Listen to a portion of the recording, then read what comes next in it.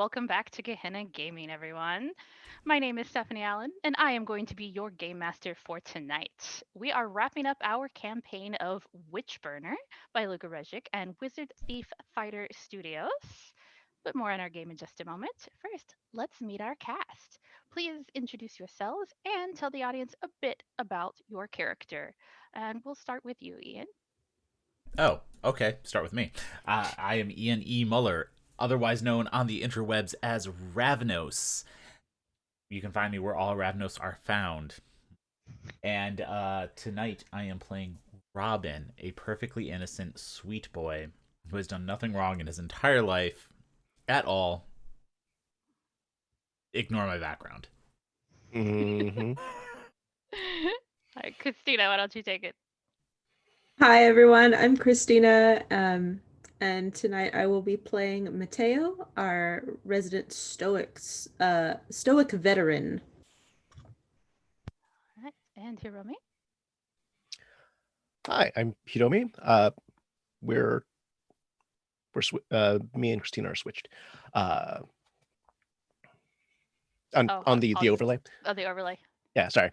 Um, I'm Hiromi. I am a writer and game developer, mostly for Onyx Path, but I have worked with bunches of companies and will kind of work for whoever has something cool and wants to give me money for it. I am playing Gillin, who is also they them. I'm a they them. Gillin is also they them. Gillin is the group's zealots. They are very much into the triad, which is Witchburners, divine trio. Excellent. And Miellyn. Hi, I'm Miellyn Barrows. I'm playing Renny. She's probably not supposed to talk much about her history, but she will divulge the fact that she and Robin are twins, because if you could see them, it would be very obvious. And she is just sweet and innocent and very, very nice. Like, everybody loves her. That's the whole thing about her. She's never done anything wrong, ever. Excellent. And that leaves me. Like I said, my name is Stephanie Allen. I am one half of Charm Person Games. We are a queer, women owned professional game master for hire service based out of Baltimore. You can find me here on Gehenna Gaming, mostly as Creating the Fae in our Monster Hearts game, Gehenna Valley, as well as running various other games on various other channels. You can book for me to run games. Book for me to run games. Book me to run games for you. There we go. At charmpersongames.com. As I said, our game tonight is Witchburner. It is an intimate, claustrophobic delve into witch hunting. The town of the Bridge of St. Clear Eyes, or Bridge as the locals call it, has hired the party to find the witch that is causing chaos and destruction in their midst. If the party can do that in less than a month, they get a cash reward. But if they take too long to find the witch, or they're too harsh on the locals, they risk a mob forming to burn them as the witches instead. Over the last few sessions, our party has investigated supernatural phenomena such as salamanders raining from the sky, missing people, and mysterious illnesses. They're divided on whether these events are being caused by a witch or by angry gods. They've interviewed various townspeople who all have something to hide, such as Victoria Townsman, the Storemaster. The party learned that she's been casting her spirit into the body of animals in her sleep, whether knowingly or not, and that she's been doing this for years. Given the time pressure and the demands of the villagers, the parties also discussed framing Victoria as the witch, and they've already planted some evidence in her home and business places, Framing is a strong word. theatrically discovered it, and had her home searched and Victoria detained. Framing is a strong word. Is it? She's a bad lady. She's a Is bad, she? bad lady. Is. As you might have gathered from the introduction, Witchburner deals with some pretty heavy themes like gaslighting, religious zealotry, paranoia, betrayal, amongst many others. Remember that if you are having a difficult time engaging with any of that at any point, we actively want you to step away and take care of yourself. we will still be here when and if you decide to join us again. Now, if you guys are ready, let's conclude our story about witch burning, shall we? Yeah. All right. You're all awakening at the inn on the 15th day in Bridge. Today is icy. There is a wind blowing from the north, very icy, and the air is just clear as glass outside, that crispness that only comes with early colds. You awaken in your inn rooms.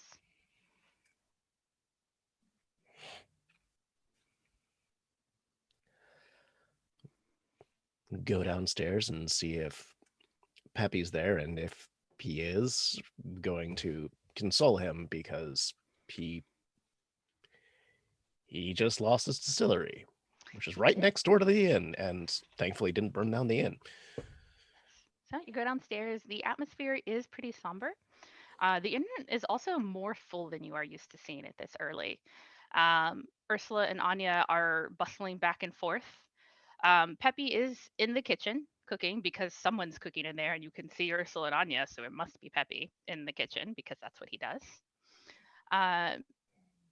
You see Jeremiah, the town drunk, is at the bar, and he's actually like still and quieter than he normally is. And you do see a few others here and there. You don't see the sling striders, you don't see the town priest or anything like that, but you do see Blaze over in the corner. And I think that Krista is there as well. Krista Changemaker, the guard captain, as well as a few others.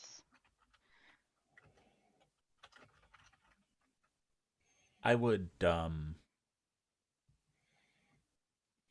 rise pretty much immediately, go downstairs, and once I realized that it was more crowded than it usually is, I would kind of shy away from the groups, find a quiet corner, and just sit by myself, thinking about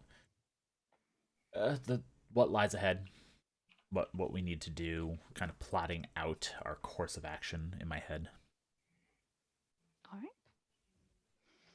So go ahead. Sorry, I think Mateo would have approached Krista just to kind of get a temperature check on the situation overnight. She greets you with a raising her mug when you approach the table. Witchburner. Seated next to her is a very serious-looking woman with dark skin, and Krista introduces her as Zora Dawnbringer, her deputy, which you've heard of but have not met yet. She came back from the war with Krista. She didn't want to go back to her own town. I'll nod at them both in solidarity. What's been the word around town overnight? What hasn't? There's rumors going back and forth. There's people saying that it was Victoria must be the witch. There's others saying that the witch must have planted evidence because that would make sense. She stores things. The witch comes, stores things, turns into evidence. There's people saying that they've known all along that something wasn't right with Victoria, and of course she must be the witch. There's people saying that no, it couldn't possibly be her. That would be too obvious. It's chaos.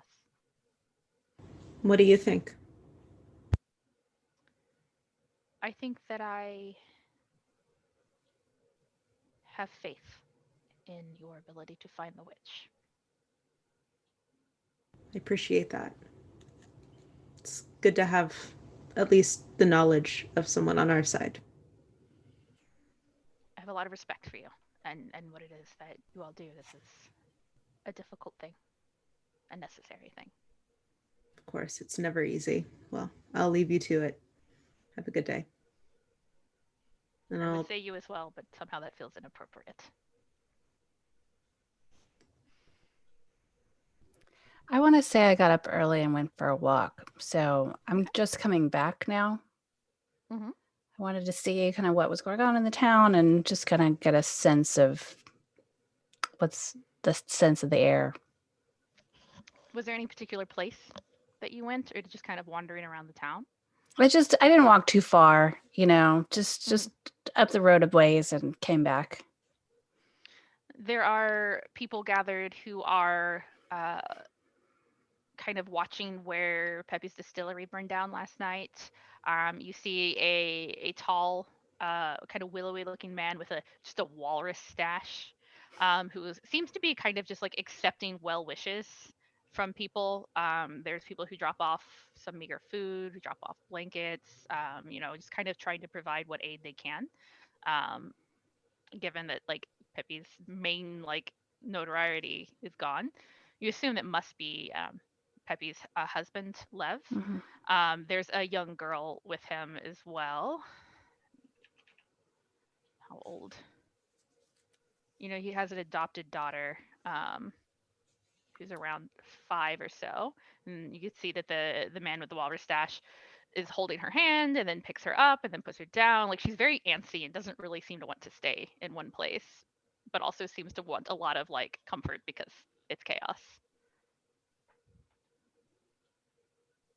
And that seems to be the biggest thing that's happening. Even the early hour, people are coming by, and it does seem like maybe some people were there overnight, making sure that like the fire wouldn't reignite. Okay. So I go back into the inn. What's Gillin doing this morning? Going to the kitchen to check on Pepe. He greets you. He's got dark circles under his eyes. He probably didn't sleep. Witchburner, it's good to see you. It's good to see you as well, Mr. Oldson. Have you gotten much sleep? I think I drifted off for about 20 minutes or so before I had to get up and start breakfast.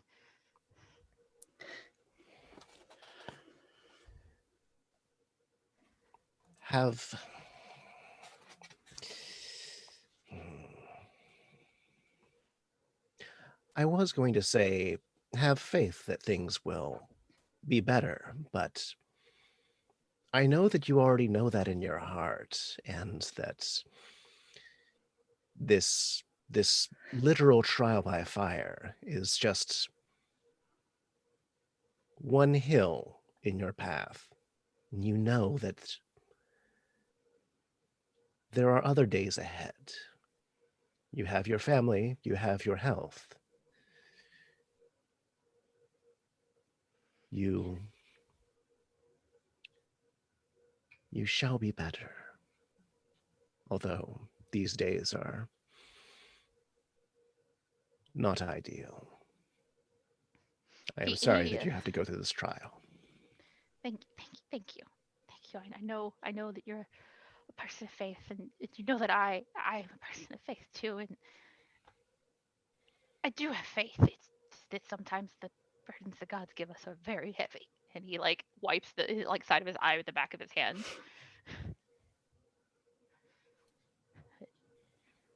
Levin is old and made it out, and that's what matters. And I built that distillery up. I haven't lost my talent for distilling. God's willing, so I'll make more eventually. He sounds as though he's trying to convince himself of that. I know that you will, Pepe. I know that your skill is not only hard won through craftsmanship, but also divine. You have brighter days, my friend.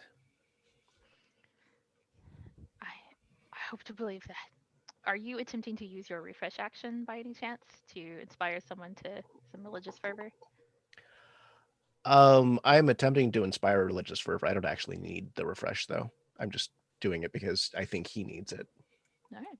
I think that you are able to be successful as you are, a priest of the water bringer or the water drinker. And I think that you are able to bolster Pepe before too long, and he does stand a little straighter and like start kneading the dough with a little more vigor.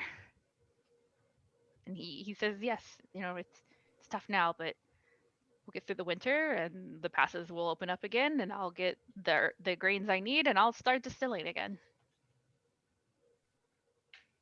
Good chance to start fresh. New recipes. Indeed.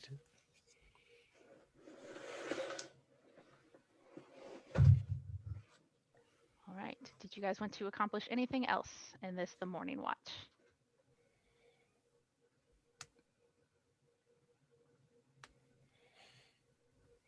All right. So we'll call the morning watch over then. We're progressing to the afternoon watch. And you had discussed going to the council and convincing them to start a trial, perhaps, of Victoria, if that's something you still want to do, or if you wanted to assess other options. I'd like to reconvene away from prying eyes, so perhaps up in our room. All right. Are we prepared for the road ahead? We must be. We're walking it no matter what. We can't back down now. I mean, Wanted to make sure no having any second guesses or thoughts on perhaps someone else might be the witch. All aligned our thought process.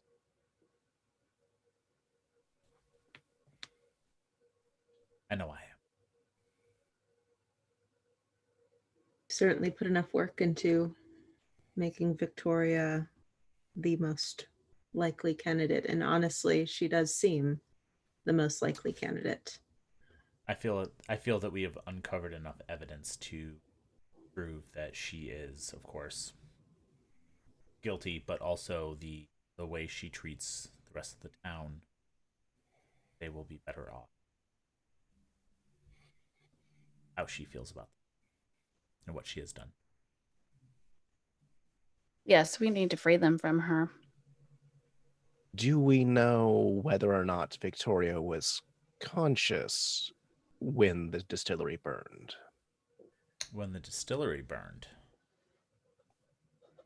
She had been taken into custody, and then you left.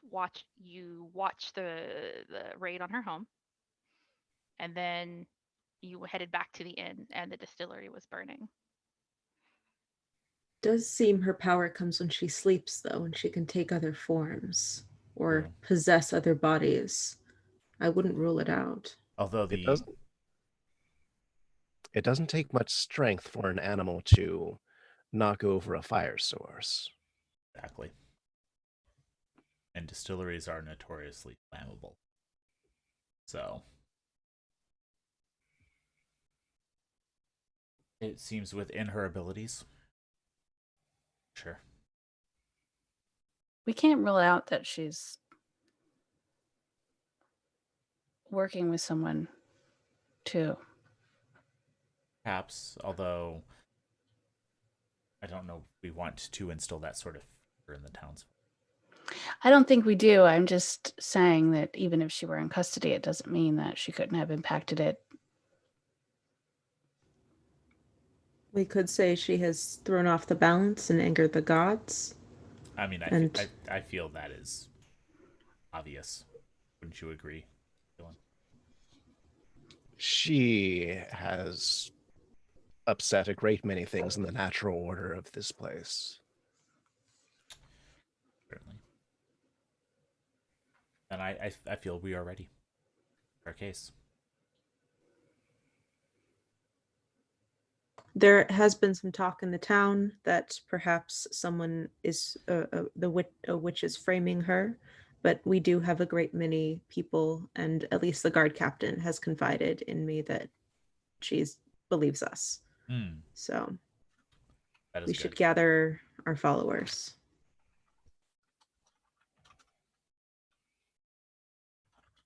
I will prepare the evidence that I have collected ready for our examination. If you want to speak with more people, Otherwise, I feel that we are ready to convene with the town council.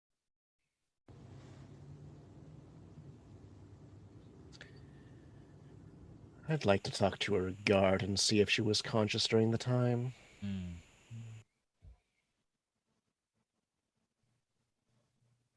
Maybe we split up, half to the town council, half to the barrack.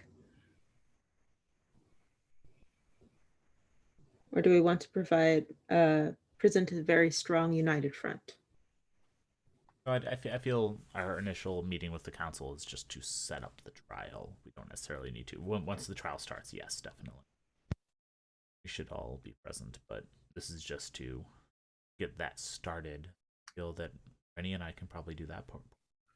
You two would like to go speak with the guards at the barracks? Indeed. Excellent. All right. Shall we? So, Renny and Robin, you guys are taking care of evidence? Yes. Yes. And Mateo and Gillin, you guys are going to the council to convince them to start a trial. Yes. Okay, so we'll say that you will need to bring evidence to the council to convince them to start a trial, but it requires significantly less evidence to start a trial than to convict the witch. I think Gillin and I were going to go talk to sorry. the guard. Flip. The guards. Okay, you want to talk to the Yeah. guard. Yeah. Okay. Renny and I are going to go to the council to start the trial with the evidence that we've already collected. Gillin and Mateo are going to go to the town guard. All right.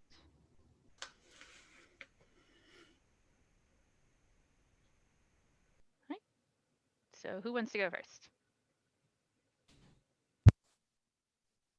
All right, let's go to the town guard then. Mateo and Gillin. So you can head over to. It's not a jail. Wouldn't really be like the best way to describe it.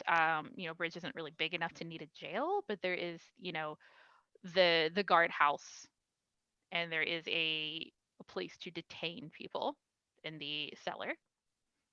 And when you head in, there are some. There's a youngish man who looks a little bored, honestly, sitting behind a desk, kind of like thumping a pencil against just staring out the window, kind of bored. And he like snaps to attention when he sees you come in. Witchburners. Good afternoon. Good afternoon to you. Have you been watching the prisoner long? I mean, not me. I just take care of the desk and write things down in the book, and he like motions to the big handwritten book underneath him. But there is somebody. There are people posted downstairs. Thank you. May we enter?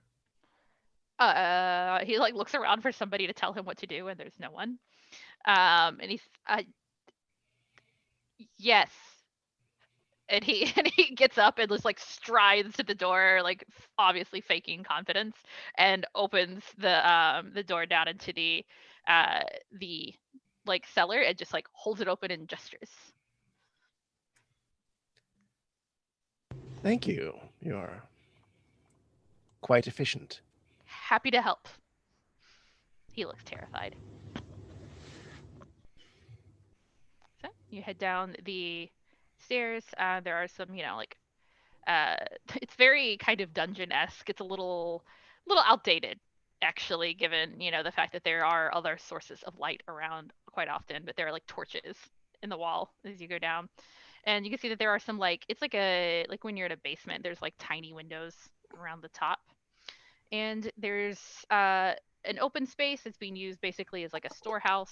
So, you can see there's like various supplies, some like extra like weaponry and protective gear, and then just like miscellaneous storage, that kind of thing. And there's two rooms with bars towards the back, and you can see that there are two guards who are just kind of leaning against the wall near one of those cells, but not super close, just kind of chatting. They don't seem to really have noticed you even come down the stairs. I'm gonna try and get as close as possible to them before they notice.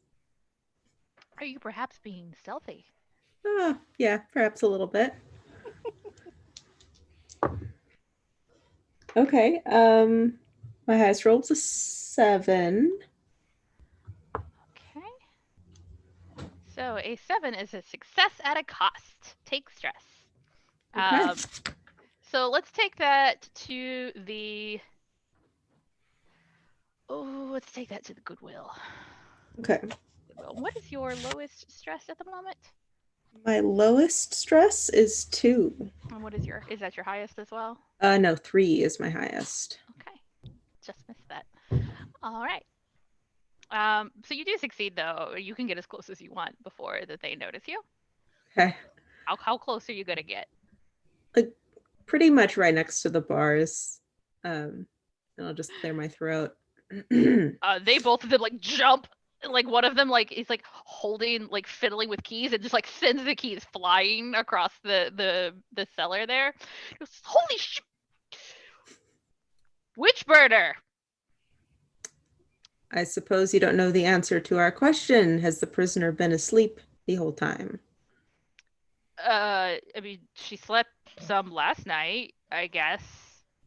I mean, she must have. And he Can like you smacks specific about that? the. Can you be specific? Like she slept some. Hey Victoria! And he like smacks the bars. Did you sleep some last night? She just like, you can see she's just been like laying like staring at the walls, kind of ignoring everything. Just looks over and says, "Some." Despite you are at what you guys done, but yeah.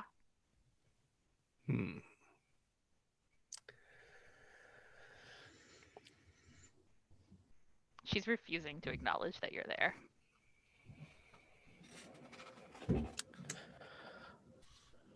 Honorable guards, are you aware of your charge's abilities? Abilities? Like they both of them start to get like look over at Victoria and like take a step back. When she sleeps, she has the ability to send her soul out into animals.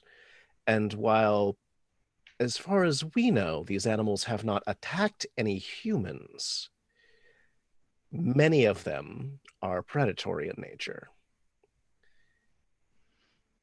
They kind of glance at each other and says, "Just animals, right? Just animals?"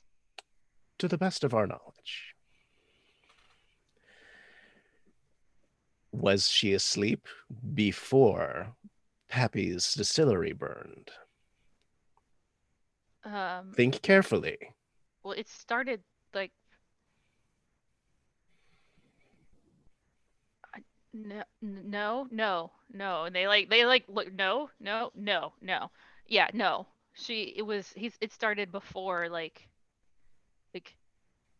early in the night, and you know she was still like yelling about being innocent and stuff for a long time.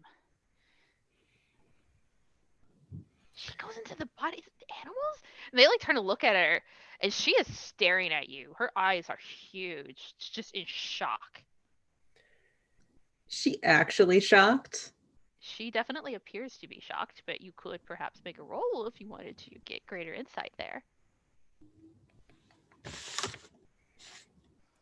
Sure. So 6. All right. So 6 is again success at a cost. So I think you're going to take this stress to your mind. Excuse me. As you take a step closer and kind of like peer at Victoria through the bars and look in her, and you make eye contact with her, and you suddenly get a chill up your spine as you recall the mayor and others pointing out that Victoria has wild eyes, intense eyes. They're very right. It feels like she is staring directly through you into your soul when she looks at you. But you are quite certain that she is surprised that Gillin knows that. Perhaps She's surprised that's that how Gillin knows it, or is she surprised? that Gillin knows that. Perhaps even surprised that that's what's happening. That Okay. part is very difficult to tell. She is surprised to hear it said. You think you can probably accurately guess that uh, no one has known that she could do this. Okay. She may not have been aware that this was a thing she was doing, that it was magic versus a dream that she kept having. Okay. I'll glare back. And so she was yelling angrily the entire time. She didn't go quiet for a few moments, long enough that a dog or a wolf could have knocked over a lantern. They glanced at each other and glanced at you, and they're not sure what it is you want them to say. So you have an opportunity here to, if you wanted to, you could influence them to say one thing or the other. Or you could let that moment pass and let them come to their own conclusion. Are you saying that you believe that there was no time, no possibility, however so small, that she could have taken control of an animal and burned down Peppy, whom she does not seem to like? They glance at each other, and then the other one speaks up and they say, I think it would be strange if she'd fallen asleep like in like a dream. I don't know if there was enough time for that, but she did get quiet sometimes. We thought she was crying, but maybe she was just pretending to cry. I don't know what kind of magic she's got or what she needs to make that work, but there were times when she wasn't screaming. Interesting. I mean, you're the magic expert. If you think that's enough time, then I'll believe you. Perhaps in the future you'll want to pay closer attention. We didn't want to get too close to her. I realize that you do want to make sure that you're safe, but Right, she was trying to scratch us through the bars. It was weird, like an animal. like she thought that she was still in the body of an animal, would you say? Yeah, I would say that. If you have families that you care about and might be vulnerable to predatory animal attacks, you might want to make sure that she does not have much sleep. Yeah, that sounds like a really good idea. Yeah, I can do that, Witchburner. Yeah, I'll make sure all the other our shift change knows, and yeah, the witch isn't gonna sleep on our guard, and he like smacks the bars. Keep your families safe, guards. Yes, thanks to you, Witchburner. I think they will be.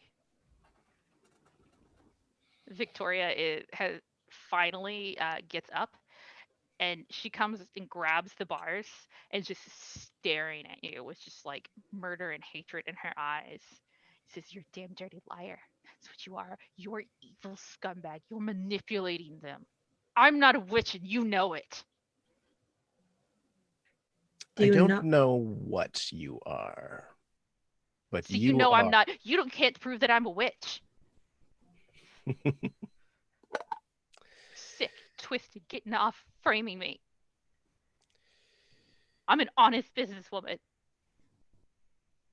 I employ a dozen people in this town, and I run a good, clean business. You can ask anybody. Your ability to generate gold does not outweigh your thirst for blood and its stain upon your soul. I've never hurt anybody. I've never hit anybody. I've never hurt anybody. Not like that. Sure is interesting being on the other side of bars. Who watches you? What? These assholes, these children beating on the bars, keeping me from sleeping. If my sleep wasn't troubled enough.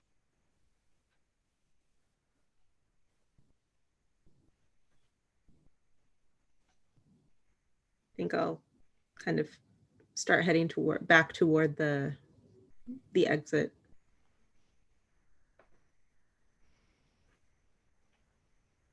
Do you go as well, Gillin? Yes. All right, start heading out. And we'll hop over to Robin and Renny. So you've just seen Mateo and Gillin leave the inn to head towards the barracks, the guardhouse.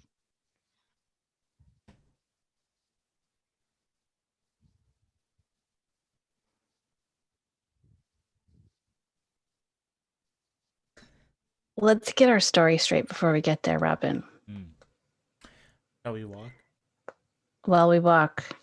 I mean, listen, I feel like, I'm the face of this operation, but you're definitely the brains. So I need to know, like, what I should say to them when we get there. Well, we certainly gathered ample evidence. The journal itself is damning. Simply need to state that her ill will felt throughout the town, as well as the evidence shows that she has earned the ire of and plaguing town as a result. So we are going to pin it on the gods. And it all was the gods' fault. Are you asking me for real or for what we want to say? We're alone. I just want to know when we can, like, make enough money to stop doing this.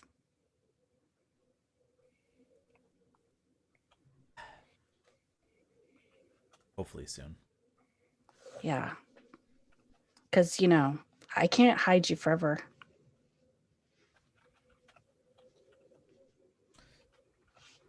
Well, it's a shame that I have to hide it all. Hopefully soon. Okay. So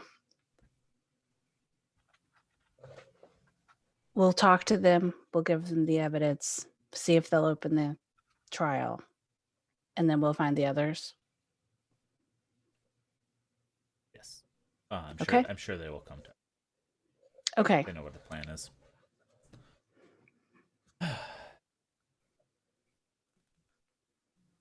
Let's go. Okay.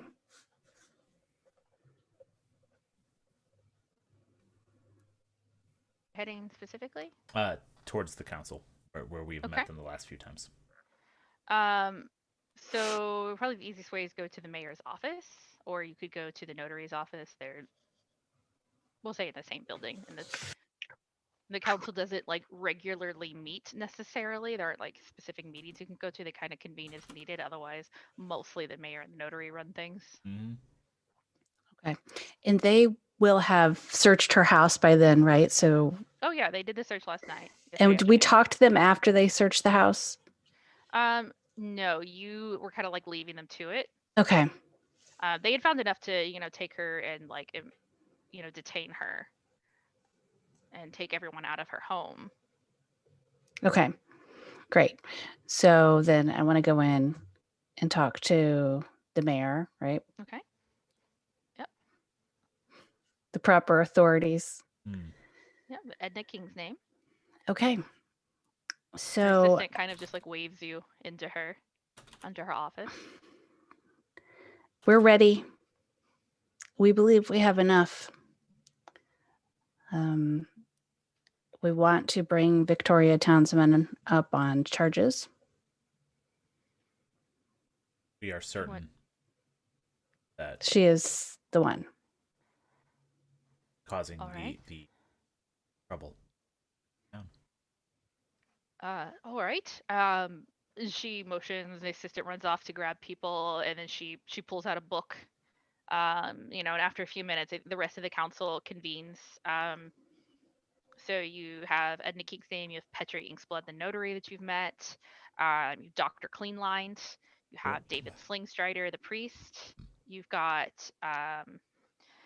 Lana Staffsend, who is, to be Ivan Clockmaker's wife.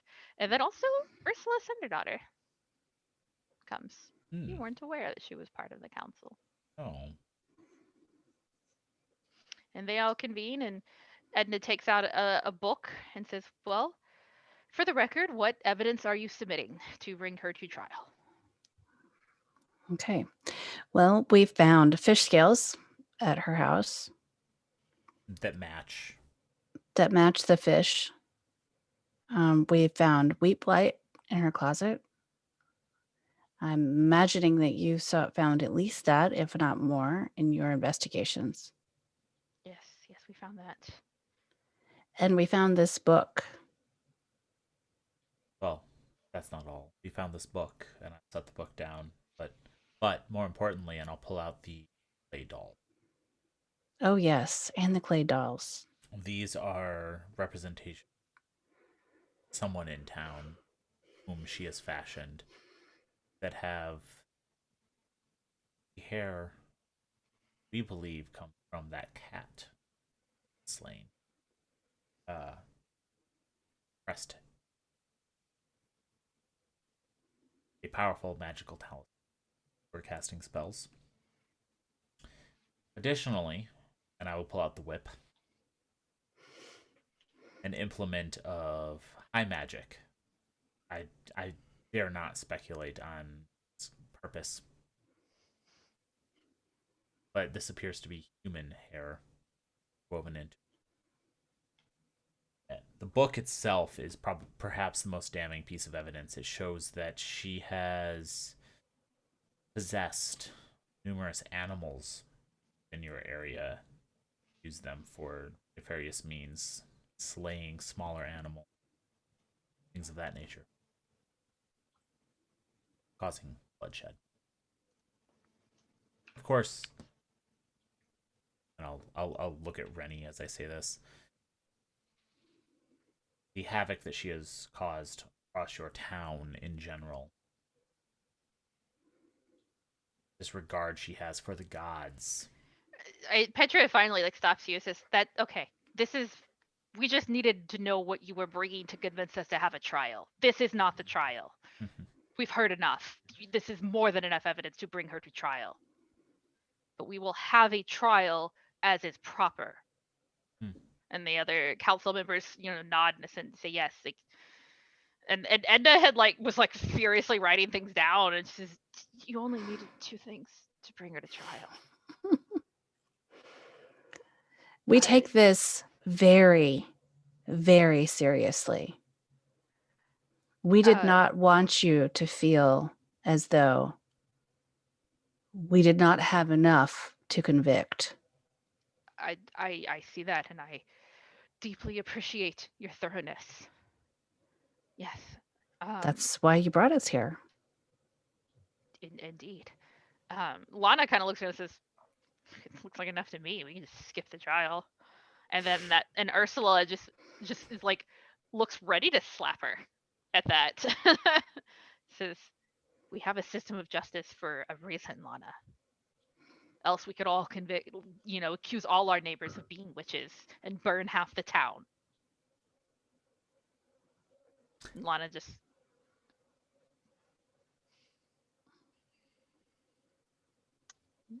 David he's looking at the book with great interest. He's slowly flipping through it. Says, "This indeed." And he shuts it. He says, "We'll convene a trial early in the morning." And they all look very kind of mixture of relieved and scared in various pieces. I will just turn and get Renny and start leaving the room. I follow. We'll see you in the morning. Yes. All right, and that's definitely the end of the afternoon watch. It's now evening watch. We're returning back to the inn. So you all reconvene at the inn. There are even more people there. You see, let's see. You see some people you do recognize. You see Megan Woodhoof, the the kind of shepherd assistant from the dairy. You see a couple other familiar faces. You see the woman who has the beehive with the bear skull honey. The beekeepers. That's Olga Prince Brewer. I think Stella and Zenobia are there actually as well. And Krista is not there, and neither is her deputy. But there's a few other people there as well. And it definitely seems busier. You see that Anya is kind of like looking very harried, running back and forth because Ursula is not there to help her. Ursula is still over the council.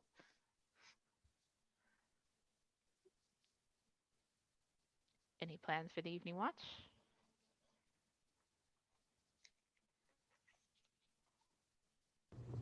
I kind of figure we'll be a bit of the hot gossip in the town. We might want to make ourselves scarce. It's my instinct. Maybe grab dinner and take it up to our rooms. Are you kidding? They're gonna throw us a party. Well, they'll throw us a party after the trial. Or the trial, they're going to be trying. I mean, we should. I agree. We should make ourselves. That probably just means they want to buy us some drinks, hang out a little bit. I would like to know if anyone saw animals around the distillery. Sure, that word has spread like wildfire since we mentioned it in the jail.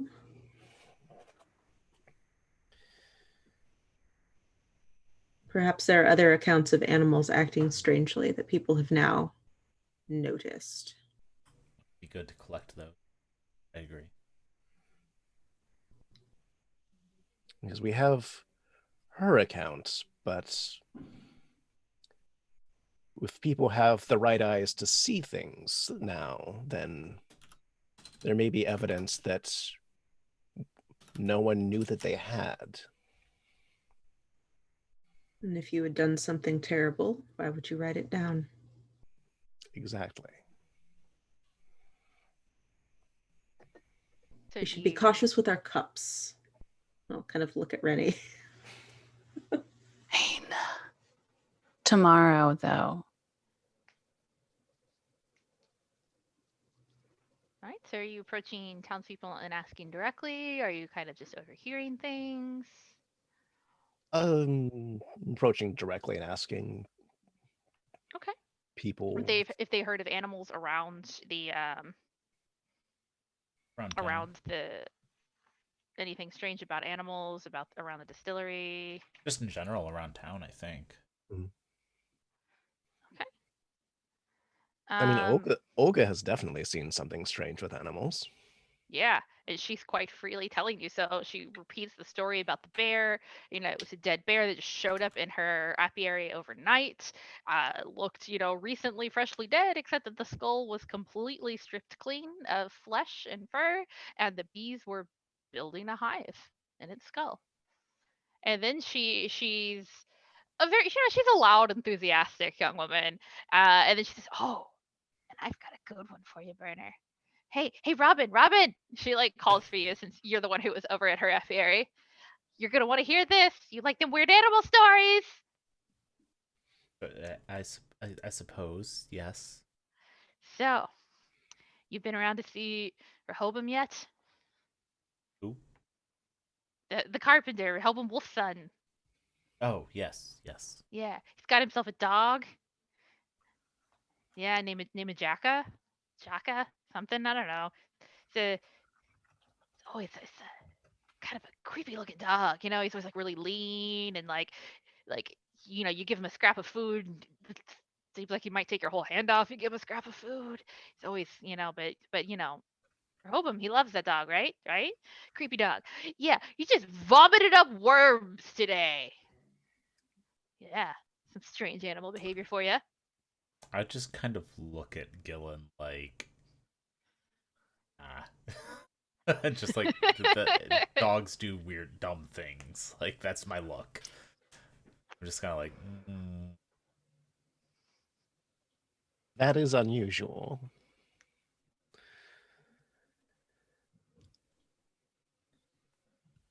Was anyone nearby the distillery before the fire? Did anyone see any animals doing anything strange then? I didn't hear anything. I don't know. Maybe Jeremiah's always around. He might know something. Blaze goes weird places. I don't know.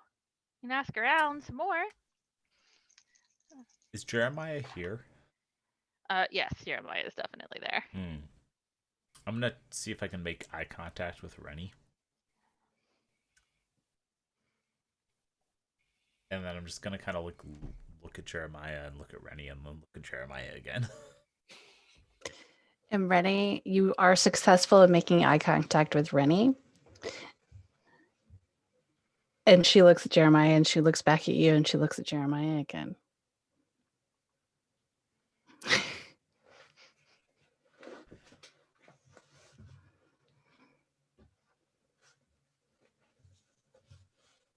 And then I just turn back to the conversation.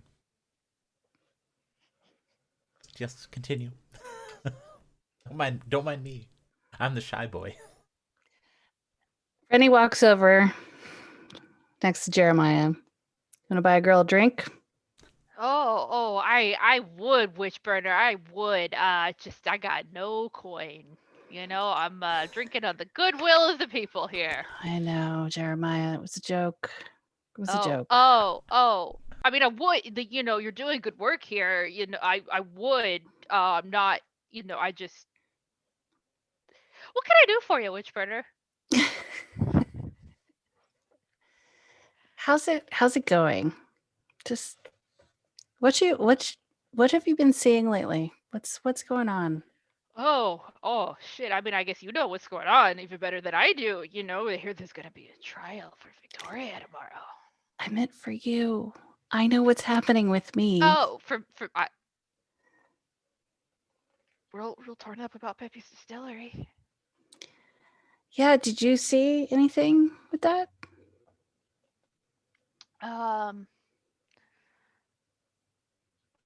What kind of things might I have seen, Witchburner?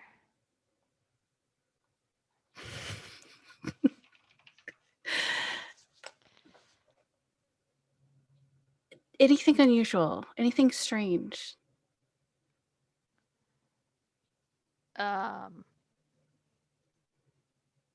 Well, I'm not one who, really goes to. It's not really drinkable, the distillery, so I don't, it's got to distill, I guess. So I'm usually here, but like I do sometimes take a little constitutional out, gets the digestion going, the blood flowing, sober up a bit so you can get another one. It was dark. There was someone walking around. Really? Yeah, he seems to be fishing for what you want him to say. Yeah, I'm not going to give him anything. All right. Because all he's going to do is tell me what he thinks I want him to say. So you saw a person. I think so. Maybe it might have been shadows, but I think it was a person. I say under my breath, I knew this was not worth it. I knew it. I wasn't even going to get a drink out of this. Robin was like looking at me weird. Anything. Animals. Were there any strange animals around? Were there any normal animals around? Dogs? Yeah, there's always dogs around. Maybe cat. I think I saw something small and kind of like skittering. It could have been that cat. Carl. Carly's got friends with a cat. Maybe one of him cats. Could have been a fox, I guess, or after some chickens in the yard. There's always animals around. I turn to the bartender and I buy myself a drink. And Anya's there, and she just like takes a coin, slides your nail. Thanks. I just sit and drink. Jeremiah tries a couple of times to engage you in small talk. I ignore him.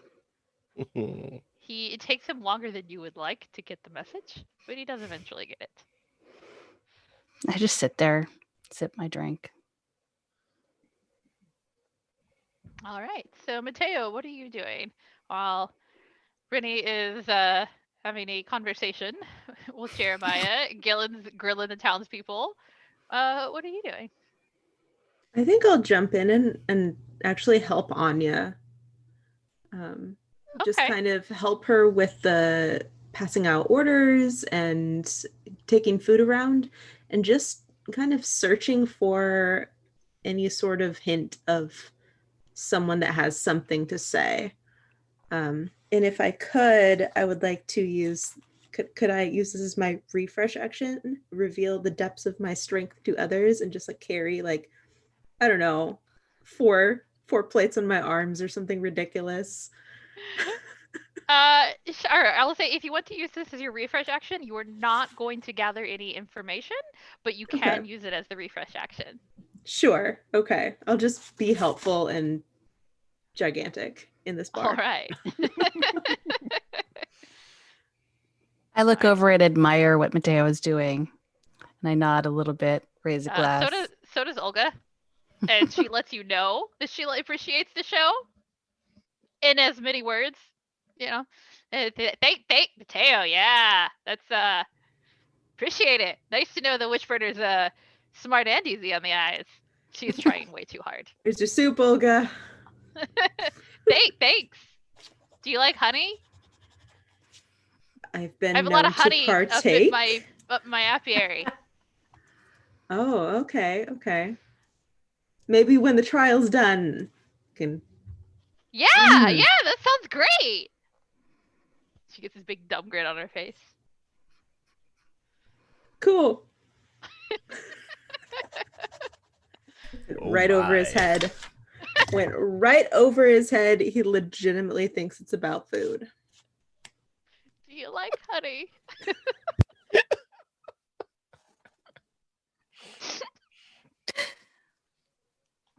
Visit my apiary. I want a Witchburner shirt now. It's just say bear skull honey. Do you like honey?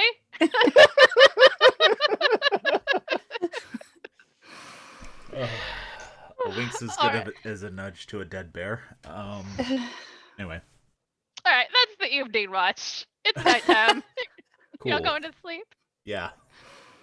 Okay, cool. Everybody goes to sleep. The next morning is the 16th day, and yesterday was clear and cold. Today is damp and cold and just as still as yesterday, and there's a thick fog still clinging. Perfect.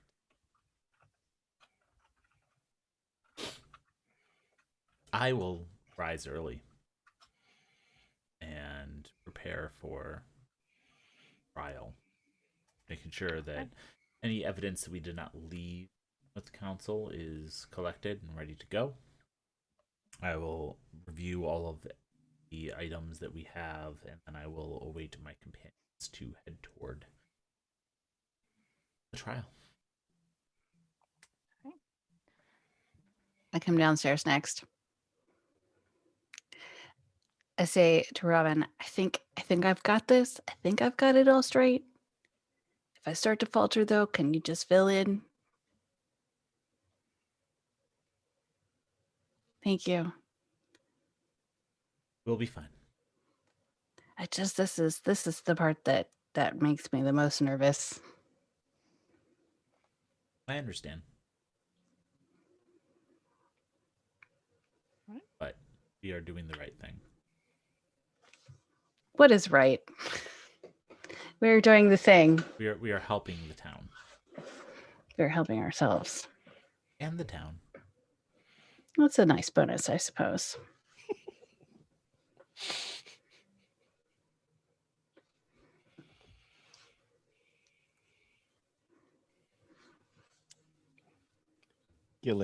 Gillin heads down and joins them.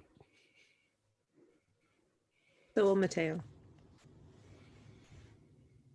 We're heading to the government buildings. Yes. Mhm.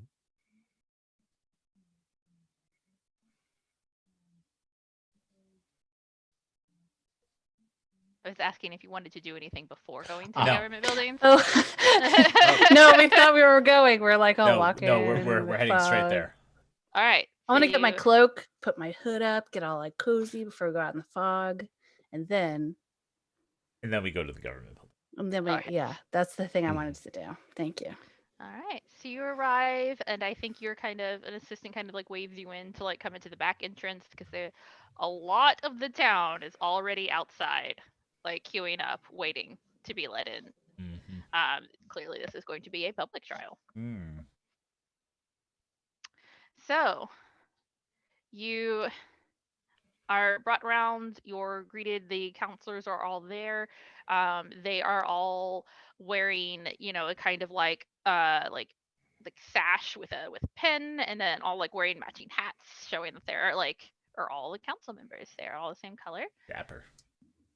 What's our reception like? Like, what's the energy of the crowd? Are they excited to see us? Are they wary of us? Yeah. Let's take a look here.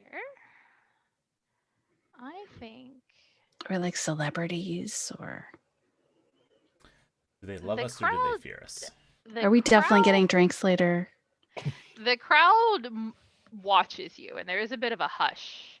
And as you look out over the townspeople, the majority of the faces appear to be not neutral, but not afraid. They're not in love with you, but they're not overly afraid of you.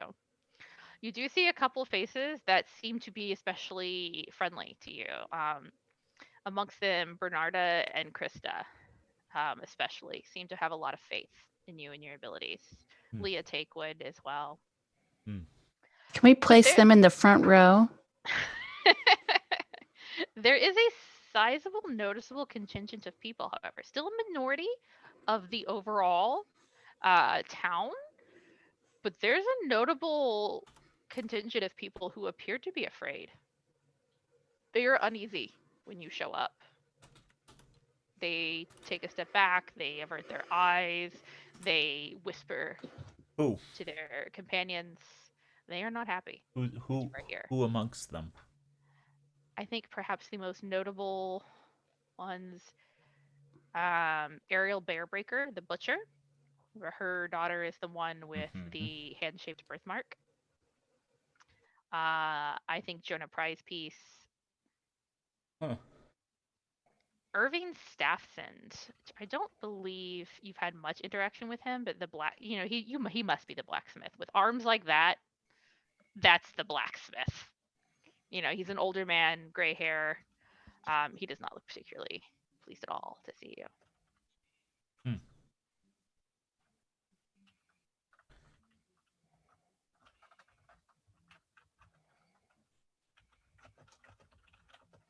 Or center. Most of the town appears to be neutral to you, but there are more people afraid of you than who love you.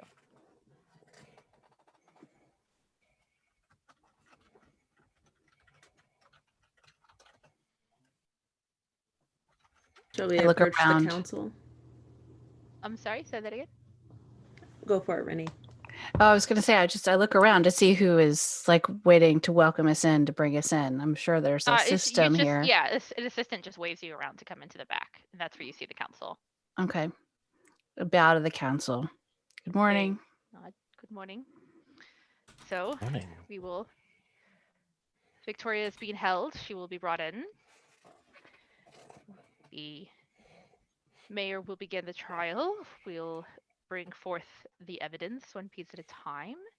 You'll explain to the council why it is evidence, why it is indicative of witchcraft, and prove its connection to Victoria.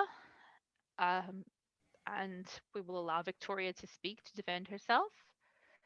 And we will do this for each piece of evidence. And at the end, the council will take a closed private vote and we will return with results. Excellent. This is likely to take all day, Hmm. perhaps even tomorrow. We'll see. So confident. Our evidence is, I believe, overwhelming as an expert in these. I certainly hope so. I wish to have this over with. As do we. We want your town to be at peace.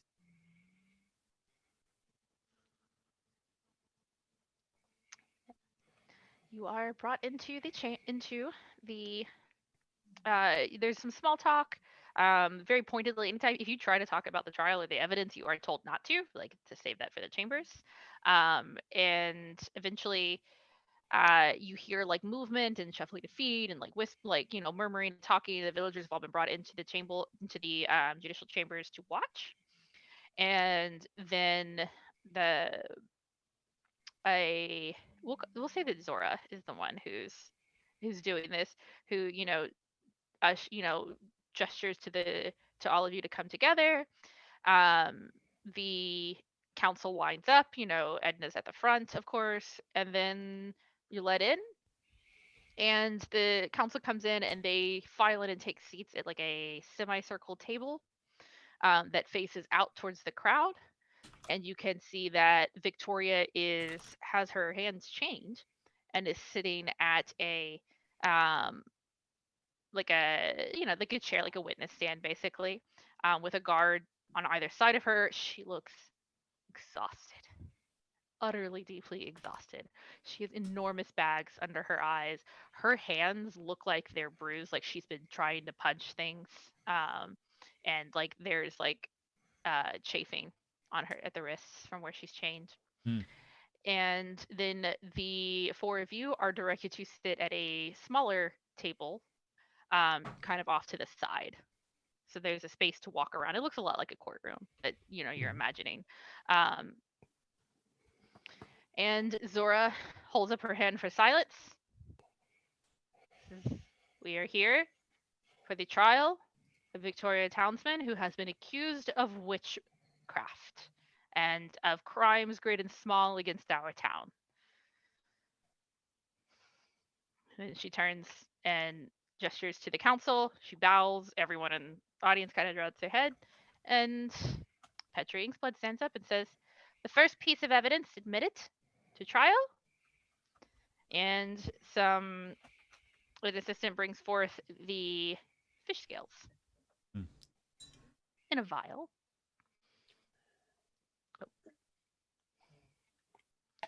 And I will look toward Renny. And then I will step forward.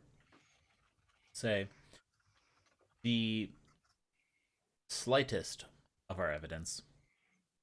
We simply found these at the home of the accused. They were deep in the steps of the home. An unusual place for something so closely related to the evidence of witchcraft that the town had already collected. I do not believe that these alone speak towards it, but they are supporting evidence of many of the other things we have uncovered. If any of my companions wish to add anything, I nod and step back. The scales themselves, of course, came from one of the blighted fish. David Slingstrider speaks up at that point. He says, how can we be certain that they are from the burned fish?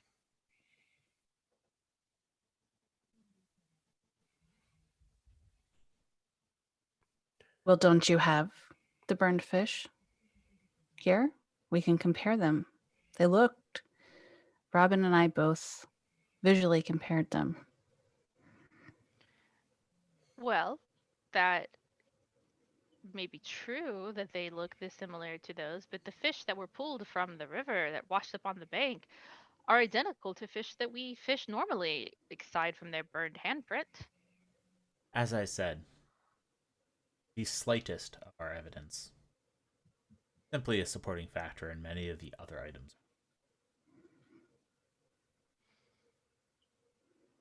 So you cannot prove Of that this this is evidence of single witchcraft? item, no.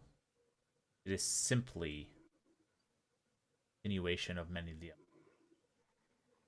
You have to view these things as a whole, not individual. They kind of glance at each other. There's a lot of murmuring amongst the townspeople. And then they say, the accused will now speak. And Victoria says in her defense, everyone in town eats fish. You could find fish scales probably anywhere in town if you looked hard enough. How many people have them behind hidden locked cabinets? So these fish scales were found on the steps, weren't they? Yes, Oh. these were found on the steps Yeah. of the house. Yeah. Oh, well, never mind. Sorry. And also an interesting assumption that we were not looking. And yet, we found them at your home. By that. And just finally says, well, I guess you weren't looking that hard. Everybody eats fish here every week. Yeah, we were.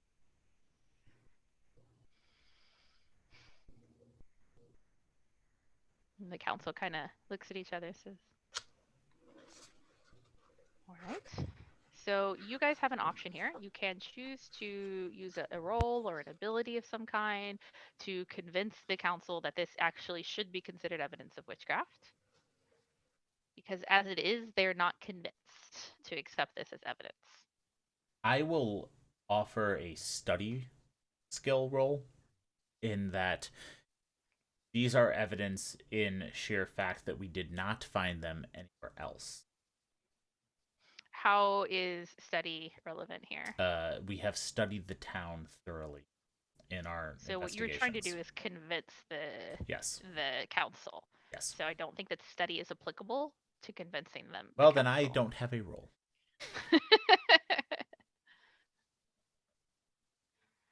Anybody else want to use any kind of role or ability to? So anyone can roll. It's just that you're only gonna get one die at most, and your difficulty level will be raised.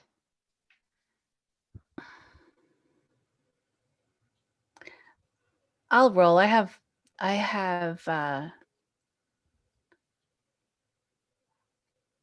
charm, and I want to use the charm to make them believe or lead them to believe more that we have thoroughly conducted this investigation, so that if we say this is something that we found in one place and only one place, that perhaps they'll believe us.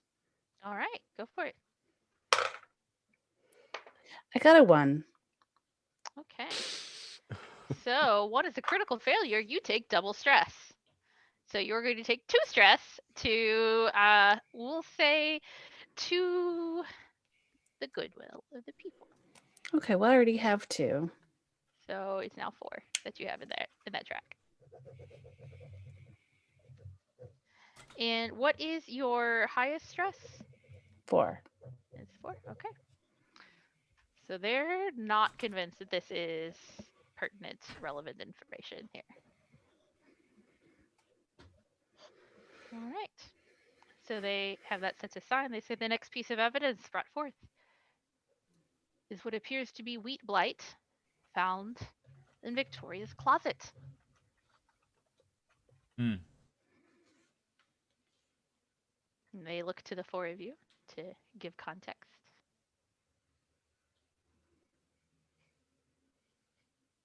We collected this wheat from the inside of her closet.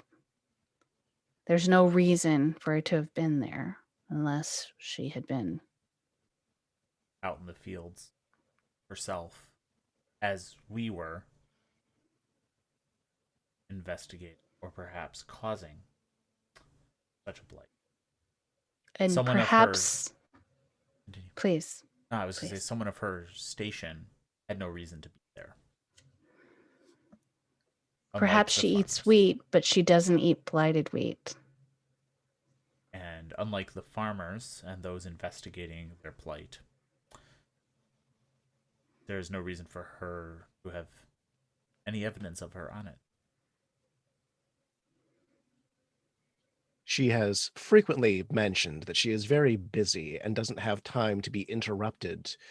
She certainly wouldn't have time to thoroughly investigate the fields and carry and track blight back to her home. She's very fastidious. I don't see how she could have done it accidentally. And to keep it, it seems almost a trophy, perhaps. A reminder of deeds performed.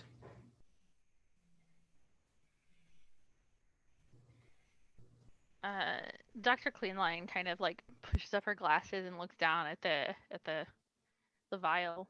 Except says, well, it certainly looks like wheat blight, but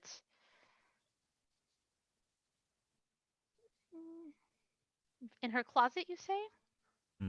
Where she keeps her shoes? Indeed.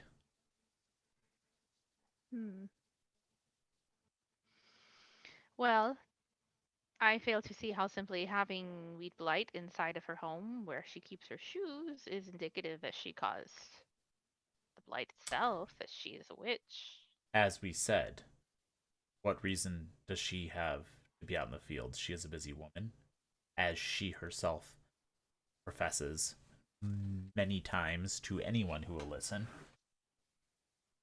Ursula speaks up at that point and says, Victoria is also well known for going out and doing jogging every morning.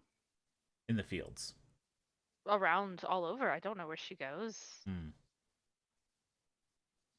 Seems quite logical to me that you could get it on your shoes and not know it and bring it home. Seems quite logical that she could use that time to perhaps cause a blight to the town when no one knows where she is or where she goes. I mean, she often accompanies the guards on their rounds. Does she? As they do their morning exercise, indeed. The guards, who themselves are suspect of her.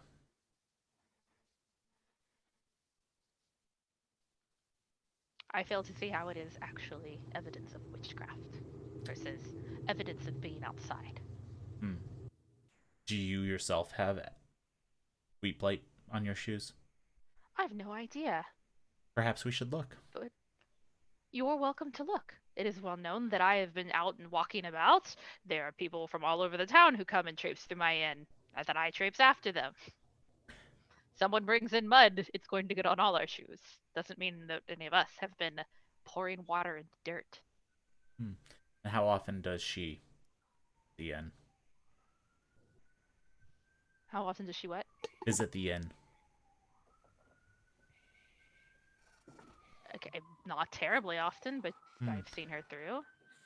So it's safe to say that she would not be collecting the same dirt that many of the other people who do frequent a very well-established environment would. My inn is not the only public gathering place. Correct. In the town. Correct. So but are it the seems that you are roads. making excuses for someone who perhaps we should be looking more closely at. I think you should be watching your tone, Witchburner. I do not believe I am not the should one on be... trial here. You are the one supposed to be providing evidence, and the evidence that you have provided is circumstantial at best. To you and you the alone. The whole town starts to murmur. And I say, and to you and you alone.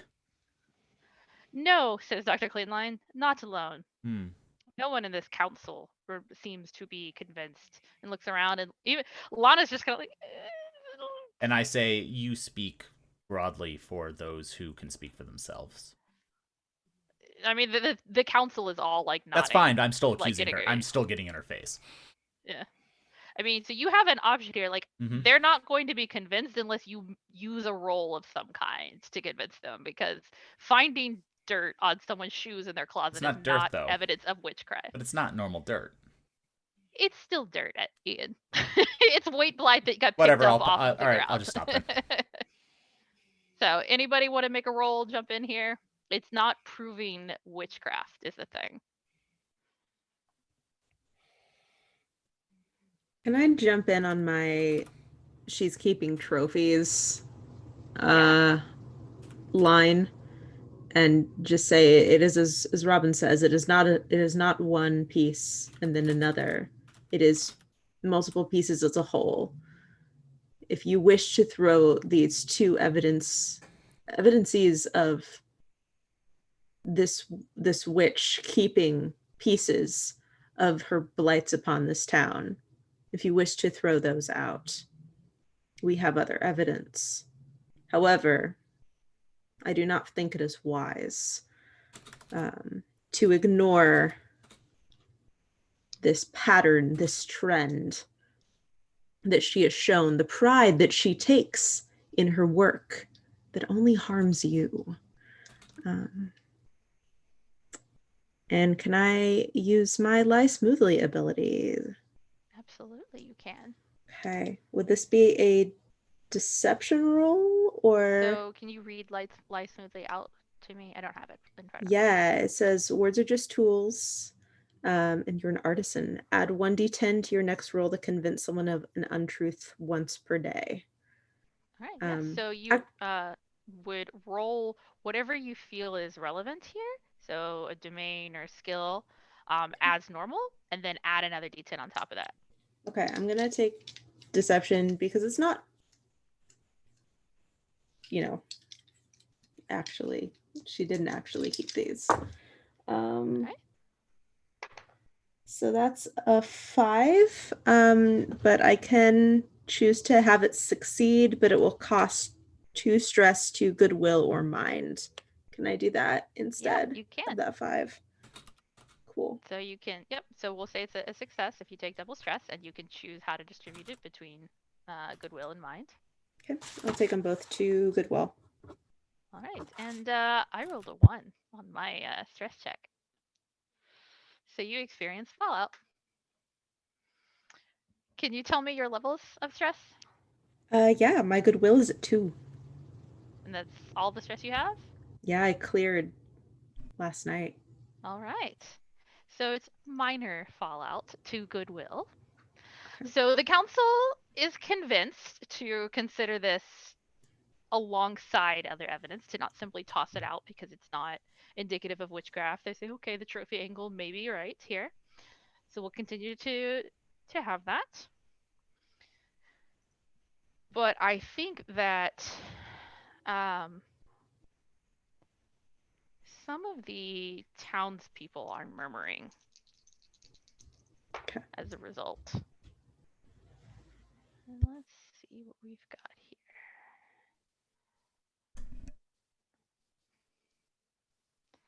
Yeah, okay. So we're going to experience some fallout, and I think some of the townspeople are losing faith. Question before we continue. Mm-hmm. Do we have to roll for every piece of evidence with a skill? If it isn't like on the surface obvious that it's witchcraft, probably going to have to make you. Okay. So you probably aren't going to have to roll. You're not going to have to roll for the wax dolls. I'm not going to make you roll for the book because those are pretty obvious to be supernatural or cult of some kind. Okay. Good to know.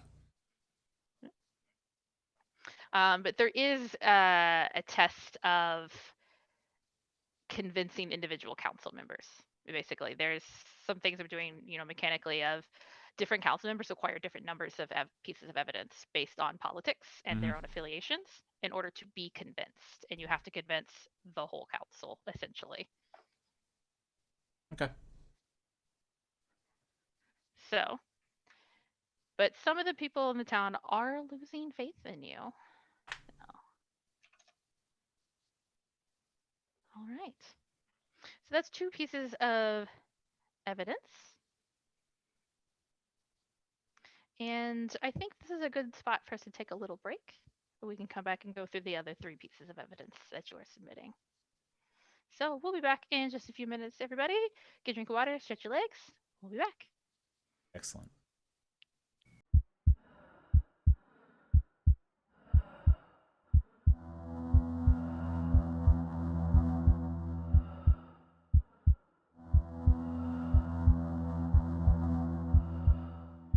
The masquerade has been broken. The mortals hunting us down by the dozens. The elders who held us under their heel and strict guidance are gone. Called away by a mysterious force, leaving vacuums of power in their wake. We waited out the storm and survived. Now we awake, rise, and enter this new world of danger and opportunity, unsure if the sects or anyone else survived. All we have is our wits, cunning, and thirst. May the best monster win.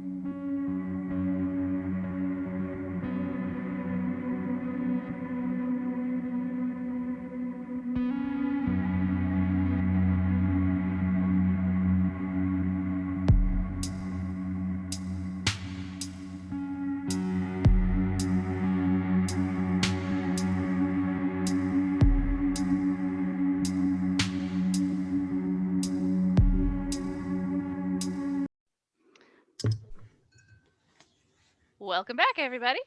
Playing Witchburner, and a party is now brought. Has now brought Victoria Townsend to trial. They've presented 2 pieces of evidence, and now the 3rd piece of evidence is brought forth. And they say, "This is a book. Why don't you tell the court about the book, Witchburners?" And Edna slides it forward on her table, on the table that they're sitting at, so that it's at the very edge. I will look at my fellow Witchburners and wait for one of them to begin the explanation of it. As everyone in the town knows, Victoria is quite detailed and precise with her ledgers, and so it should come as no surprise that her recreational activities are similarly thoroughly documented. What will undoubtedly surprise you is what she's documenting. This is a logbook hidden inside a book on northern owls. If you examine the book, it appears to be simply an ordinary book on birds, but The inside of it has been replaced. Council members, if you would like to examine that, you can see easily for yourself that this is a manufactured book designed to appear innocuous. The contents of it are dated entries of when Victoria Townsend projected her soul out of her body and into predatory animals to hunt. She has meticulously documented the success or not of her predatory activities. I would like to draw your attention to this particular entry.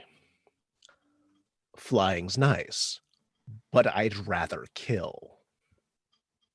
This is what Victoria Townsend does in her free time.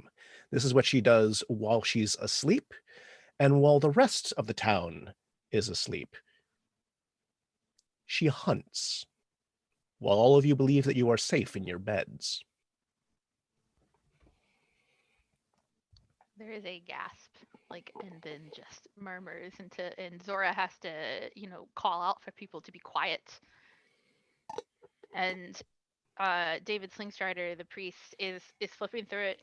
Says, it appears that this happens more often. This goes back years, and he's very fascinated by this book as he's reading it.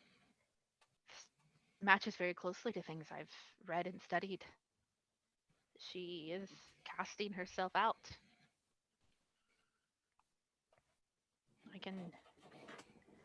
This is witchcraft. And this goes back too many years to be a prank or a joke. This is very compelling evidence. Do any of the members of the council look unconvinced by this? No, they all look convinced by this. Okay. Even Ursula. And then they turn to Victoria and say, "What do you have to say?" Victoria says, the weep light, I go jogging in the mornings and I've been up by the fields. You get a the real good weep burn light in your has lungs nothing running to up. do with this. I didn't get a chance to defend myself against weep light. Get to the book. Ran past the fields. Could have gotten blight on my shoes and in my closet. But the book, it's just dreams. I'm not casting my soul. I don't know how to do that. I've been having dreams about being a fox or a hawk or different birds and wolves and a couple recently bears. And yet we have found evidence of the aftermath. It's just dreams. I've just been logging my dreams. I'd like to make a roll to convince the council that she knows more than she is talking about, explaining my expertise in the matter. Basically just saying that her excuses are very convenient for someone who is an expert in being a skin changer, as evidenced by the book. Go for it. That would be a 10. A 10. All right, so that's a clear out and out success. The council believes you wholeheartedly. So, if this is, just she's a skin changer. This is the type of witchcraft that she does. Mm-hmm. All right. And Victoria has nothing to say to that. She does seem shocked, genuinely shocked. She did not know this was magic. She legitimately thought she was just having reoccurring dreams. I would like to say something. And I turn to Victoria. This is your handwriting, right? Yes. You wrote these I'm not denying things. I wrote it. I understand this. I also feel like we owe it to everyone to do this piece of evidence its due. This is your handwriting? Yes, I'm not denying that I wrote it. I wrote the book. I thought These it was are just your logging dreams. experiences? They were dreams. That's not what I asked you. Those are dreams that I was having. And why did you write them down? Because I liked them. You know, I felt Does everyone strong and hear felt this? powerful. I like having Does dreams. everyone It's hear not a this? crime. He liked them. Gillin, can you tell us that line again? Lying's nice, but I'd rather kill. She liked them. In the dreams, not in person, not for real. No, you've told us enough. Your hand has told us enough. I like the dreams. I don't hurt people. You do things in dreams that you don't do in life. You do things in dreams that you want to do. Fantasize about doing it. Let's be clear, these are not dreams. It doesn't matter. Either. There are only two possibilities here. Either she knows what's happening and she's doing this consciously at night, or she is completely out of control and something has taken control of her. Those are the only two possibilities. In either Yes, in either possibility. In either possibility, she is dangerous. And evil. And must be stopped. She enjoys killing. She enjoys the taste of blood in her mouth and on her fangs and claws. While you sleep, sound, believing that there is nothing supernatural to go bump in the night and to hunt you down. She is projecting her soul, and she is controlling predatory beasts. She is becoming a predatory beast herself.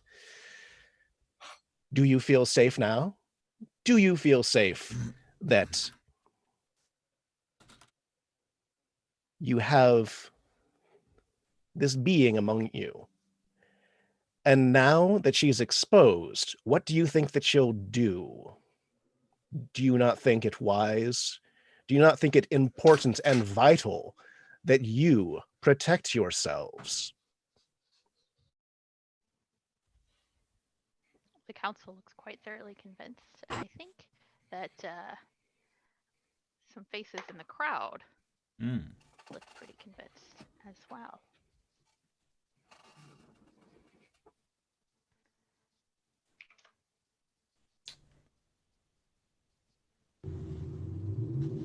So there's murmuring. Victoria looks stricken. She continues to try and insist that, you know, this was not, you know, this wasn't what it seems. You know, she was just having dreams. Like this, you know, she's not controlling anything, but no one's really listening to her. And eventually the guards kind of like shake her to get her to stop talking. Present the next piece of evidence. I think Petra looks a little annoyed that you said that and didn't give her a chance to say it. But she continues to go. It says, we have these wax dolls that were found in the drawer of Victoria's desk with black hairs pressed into them. I will approach and say, dolls are an innocent thing enough, but in the hands of an adult and in the nature of crafting a doll out of wax is clear signs of witchcraft. We've encountered it many times before. The fact that they have been impressed with hair is worrisome, and after careful examination, I have found that this hair matches the hair that we found, common to any black cat, but specifically the black cat that was cruelly slaughtered in your town. I would like to add to this that this is evidence that she is in control. This is evidence that as when she's in human form, she is also practicing magic. I would also like to link this to the poppets found made of us, the Witchburners. This is not the first time that dolls like this have been seen. Indeed.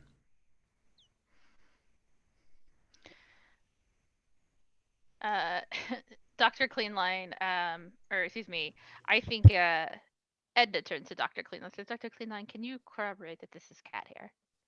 And she takes it and, adjusts her glasses and like plucks some of the hair out and like examines it. Says, well, it's difficult to be completely certain just here without tools, but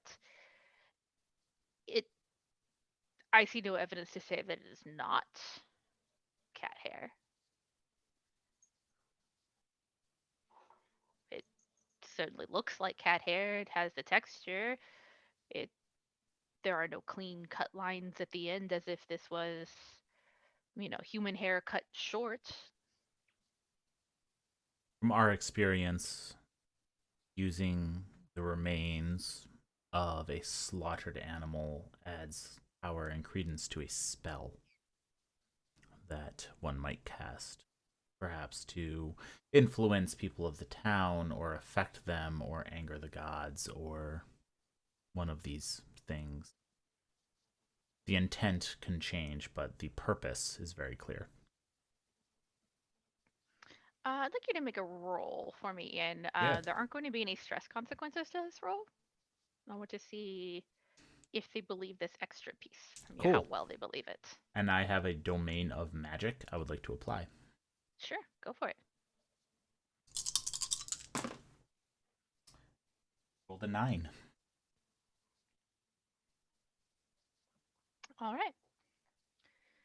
They consult amongst themselves for a bit, and then Lana says, well, we will certainly accept this as evidence of witchcraft and occult given your knowledge of the matter. You presented a final piece of evidence, and they bring out a whip with a bone for the handle, and the leather of the whip is bound in human hair to the bone. And no one's quite willing to touch it. The guard has it on he's holding it he's like holding a piece of fabric, and the whip's on top of the fabric, and it's just kind of like places it like very carefully without like touching anything. The guards, like the council, just kind of like won't touch it. Except for Dr. Cleanline, who's just just get her glasses and just picks it up with her bare hands, and everyone else kind of just like, okay. And she looks at definitely human hair, and this is a animal bone, dog, wolf, coyote, something of that nature. A shin bone? It's not a shin bone. It's a bone in the lower leg. I don't know what they're called in wolves.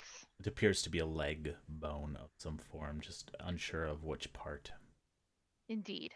Some kind of canine. So I would say perhaps fox, but it's far too large for a fox. Agreed. And you recovered this from Victoria's home? Indeed. Hidden within it. After careful examination, we found this item, and we believe it to be a ritual piece of some form.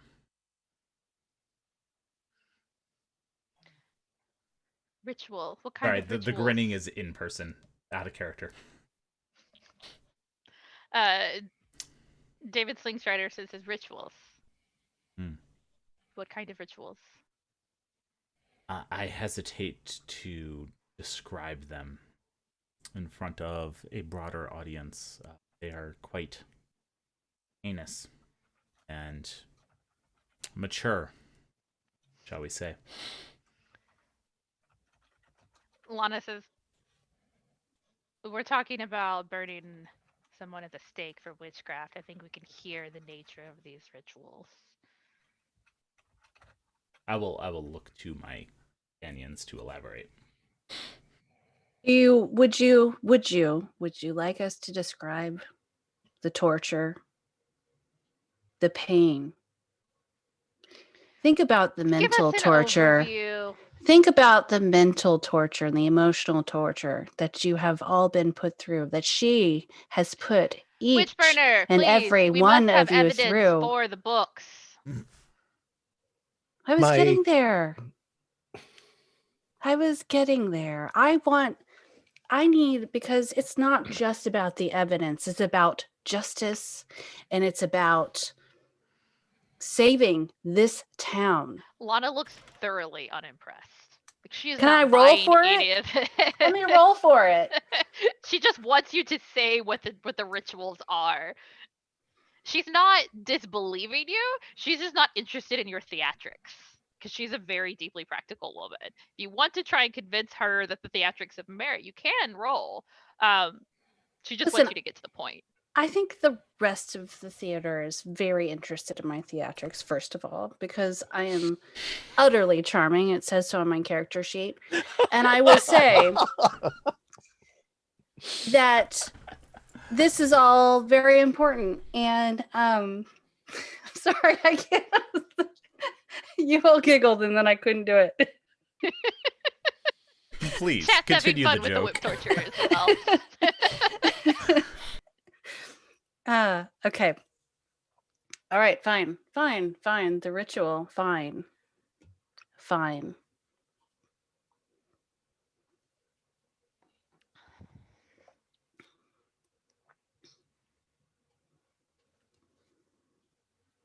No, I am not a person who can speak about such things in public. My colleagues are being polite.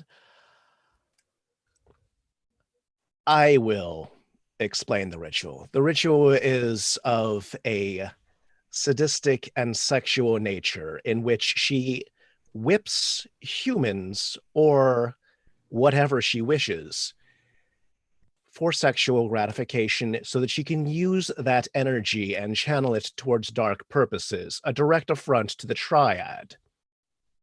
There is a lot of tittering happening in the audience at that point. Edna looks shocked. Petra looks less shocked. Can I go pick up the whip? Extra! I'll just go pick. Yeah, I want to pick it up. Dr. Cleanline looks like very clinical about the whole thing. I want to say that David Slingshotter looks touch guilty. He's just like, oh, okay, that's bad, right? But like Lana's just like, okay, fine, whatever. And then like Ursula looks like her eyes go a little wide, and she's like, about the whole thing. And Victoria's face has gone bee red. I want to pick the whip up. Mm-hmm. I want to crack it in the air, To like show, like this is functional. This is not just kind of crack it in the air for everyone theatrically. This is not something you do with somebody that you value. This is another way of her predation coming through. Look, she's woven hair. She has made this from bone. This has been crafted as a symbol of how she sees all of you, her prey. This is what she would have you become. And I'll drop it back onto the, I guess, bench. Yeah, like the table in front of them. All right. I need one person amongst the four of you to make a roll. And this is a roll just to convince him that it is an occult thing, because it's not an on the surface obvious occult thing. And because you were all very, very good at convincing, you could add a D10 on top of whatever else you've got from the working together.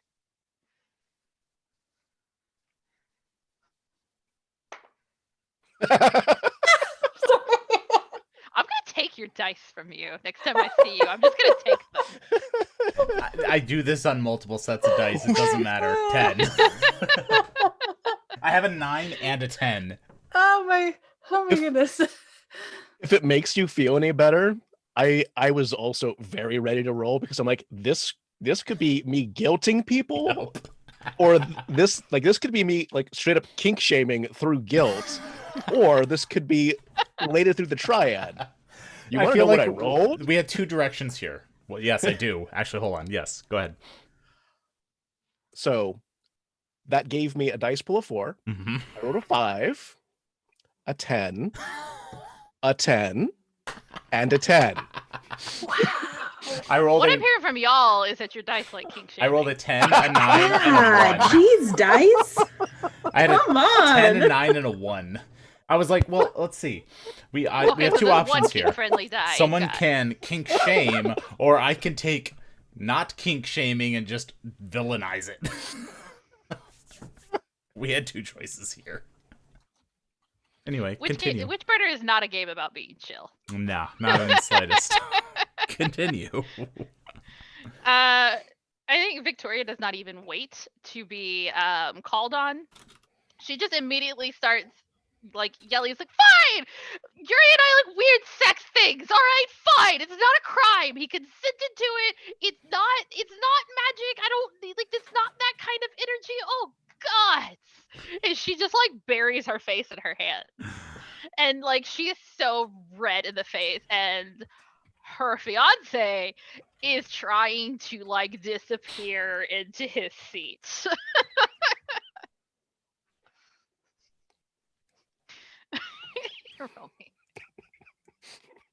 Victoria is tall, but she's no like 7 foot tall vampire lady. I have a 9 foot tall, question. thank you. I have a question for Victoria. Mm-hmm. So explain the animal bone and the human hair. She's like still got her hands and her face in her hands. And she says, I don't know. We bought it out on vacation. It seemed like a fun thing at the time. It's so weird. I don't know. It was a mistake. A likely story. I keep so many things in storage for so many people. I don't ask questions about what they've got stored away. I respect other people's privacy. I've never gone snooping in anyone's boxes because I don't want to find out who's got a wolf whip for weird sex things.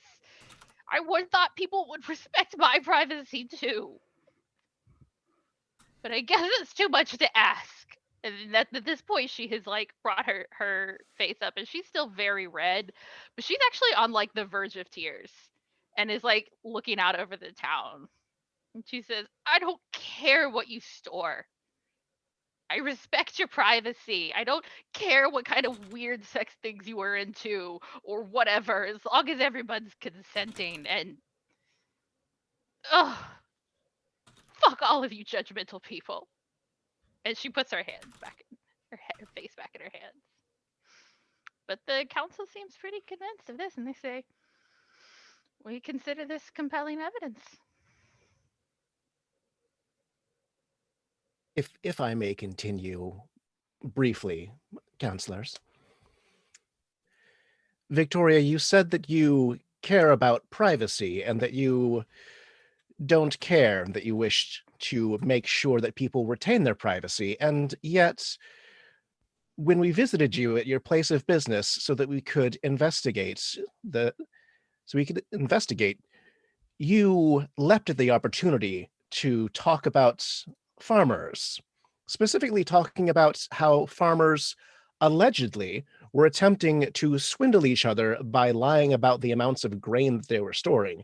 You all but named and accused the farmers that produce this town's food, which is vital to its success and longevity. You accuse them of dishonesty and treachery. You also told us completely unbidden that your employees were, I quote, too dumb to stack boxes. For someone who cares a lot about privacy, you certainly seem to like rumor mongering. She just looks at you and says, I hire a lot of dumb, strong kids because they don't ask questions.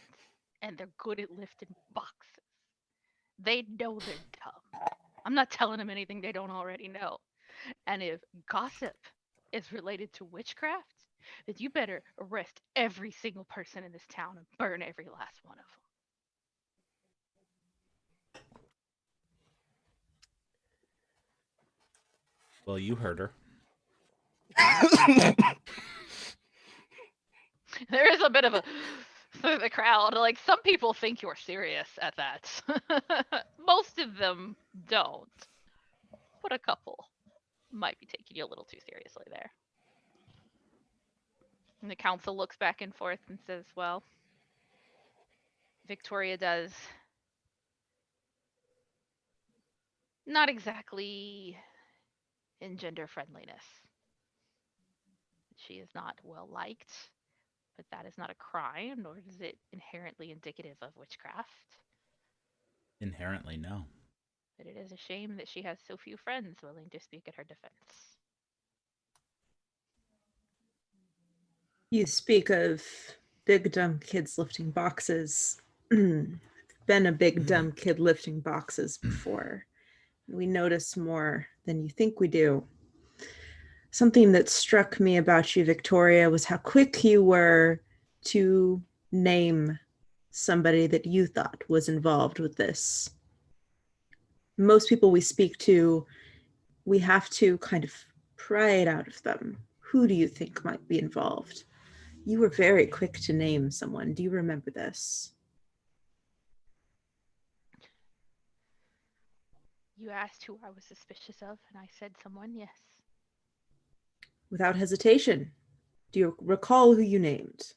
I named Ivan Clockmaker.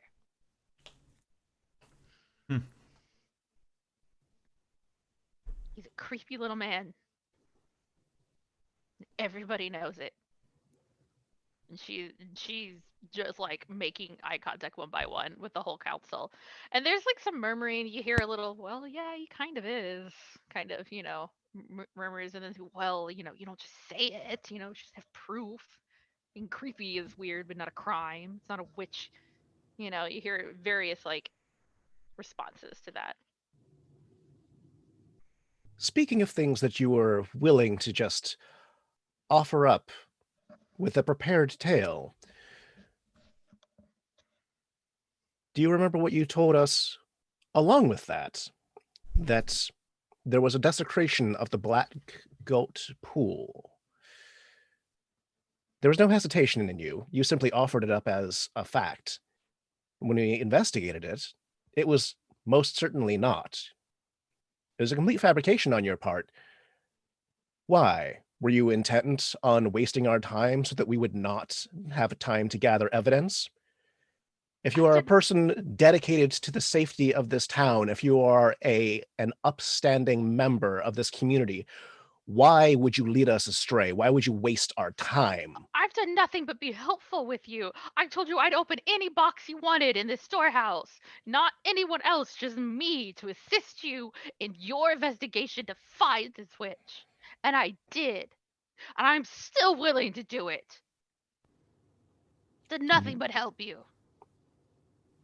Nothing but help? I just asked you about why you made up a story, and more importantly, why you had that story ready to go. She's very evasive and keeps trying to not address it. She says, you asked me to name someone, and I told you who I was suspicious of. What, creepy little man who just is always just lurking, just gives everyone chills up their spine. He makes you uncomfortable. His wife won't even sleep in the same building as him anymore. And Lana looks a little pissed that she mentioned that. It's true, and everybody knows it's true, but it's not a thing you say out loud. Not much less yell in the middle of court. She keeps trying to not address the substance of what it is you're saying. I would like to use my extract confession skill and to pull on the guilt here. All right, go for it. Um, Do you want to read that one out loud? oh, actually, sure. More frightening than your ability to do so is the idea that you might enjoy the process. Once a week, add 1d10 to a roll to have an NPC confess to something minor. If the NPC fears or loves you, you incur no stress. Otherwise, incur 2 stress to your goodwill. So she definitely fears you. So, yeah, make the roll for that and add a d10. Or is it That's you a just 10. want to make it? All right. Excellent. She. Oh. Sorry, one more time. I read it fast. I couldn't quite. Brain won't parse. Do you want it to? Did it auto succeed, or did because she fears you? Oh, no, the auto success was for my other ability. This one just adds it, and either incurs 2 stress, or if they fear me, then no stress. No stress. Okay, excellent. So what is your highest stress at the moment? Your highest 0. You have no stress. Oh, I just rolled this 1 for nothing in the stress check. Zealotry is very calming. She finally won't look you in the eye, won't look anyone in the eye. She says, "Fine. He's a creepy man, but I don't have anything specific to say about whether or not he's a witch. So yeah, I made something up. Sounds like something he'd do." And it sounds think like of one of the worst things that you could do. That's how I came up with it. and it sounds like accusing someone who's innocent is something a witch would do. We know from experience. Are you witches then? I think we have proven our point. I am not a witch. You are an affront to the gods. She looks stricken, like just completely stricken by that. They're just dreams. Maybe I'm not the nicest to people, but I'm not a witch. I live here. I make my living here. I'm getting married here. I want to have kids here. Why would I hurt this town? Why would I destroy my future like that? You have to believe me that I'm not a witch. You're just picking somebody. You have run rampant in these woods for years. They're just dreams. I don't have any control over that. It just happened to me. They've happened for years. I don't get any rest when it happens. Sometimes I just take a couple shots of liquor just so I can sleep and not have dreams. What you say has one element of truth. I don't believe that you have control. That's the problem. And that is why the gods are angry. She starts to cry, I think, at that. And it's disturbing. She's pretty broken at this point. Not sleeping. I have to go through this trial. I mean, private parts of her life drug it out in front of the whole town. It's a lot. And the council, the council has to kind of shout to be heard. Zora's trying to get people to be quiet. Here it says, "We are going to take time to debate in the council chambers at this point. We will be back." And no one's really listening, but they leave out the back.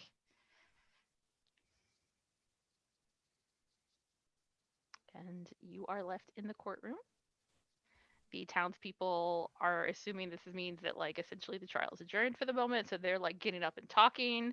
It looks like some people are going to come up to you to approach you. Zora is indicating that you can go out the back if you want, or you can stay and talk to people.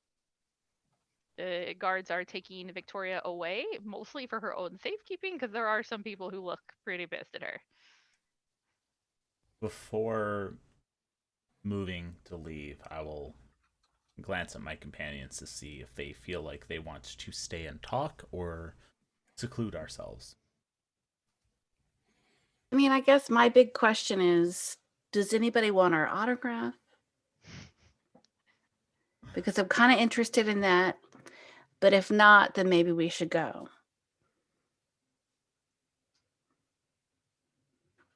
I think we will look more serious if we do seclude ourselves. However, if there are people that are willing to speak against her, we should hear them. And if there's people Mateo. who need further assurances, could be worth easing their goals. And Mateo, I would say I admire your interest in looking serious. Thank you. Gillin, I struggle with it sometimes. Me too. Me too. Gillin will not at full volume, but not trying to be quiet, will start running through litanies to the triad, starting with the water drinker. Good optics. I think I think some of the townspeople join you. I think Leah Takewood joins you. I think that Edward King's name, the mayor's father, is actually there. And I think he reaches out and like grabs your hand, and he can't speak to do them with you, but he's very closely paying attention and nodding and like kind of like shaking your hand in time to the litany. Very, very pleased with your ability to capture the witch so far. He wants her skull for his mantle to sit alongside the traitor's skull. I fucking forgot about that. I I'm didn't. not sure how. Oh my god. I certainly did not. I know what this town is gonna do. Ooh. Anyway. Yeah, there's definitely some of the more religious members are there. I think Krista kind of leans into all of you and says, "Should I ask them to give you space? What do you need?"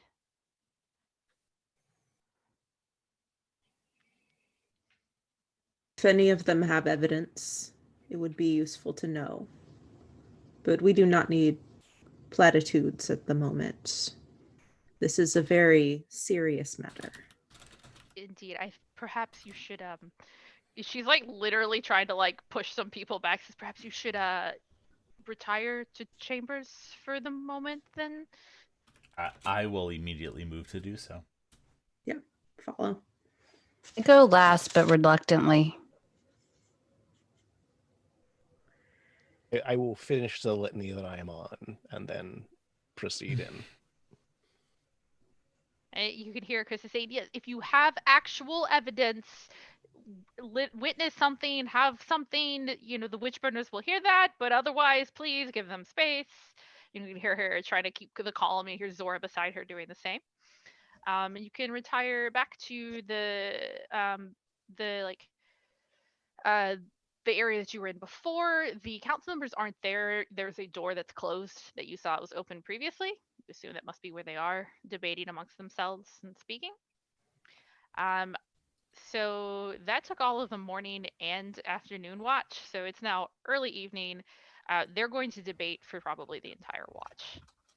So is there anything that you all would like to do during I this want to evening watch? see if I can listen at the door and hear anything. Okay. Do you have any relevant skills or domains or anything? I'm very charming. I would like to support this action. Thank you. So I would like to just distract anyone who might notice my sister or otherwise just... Do you have a domain skill? I do. Or skill that is relevant to her trying to eavesdrop? I do. That is why I'm supporting. What do you have? I have stealth. Okay. I have stealth. Yeah, right. She's got nothing. So I'm just like, All right, no, don't look at that person. Hello. Look at me. So Renny, roll a single die.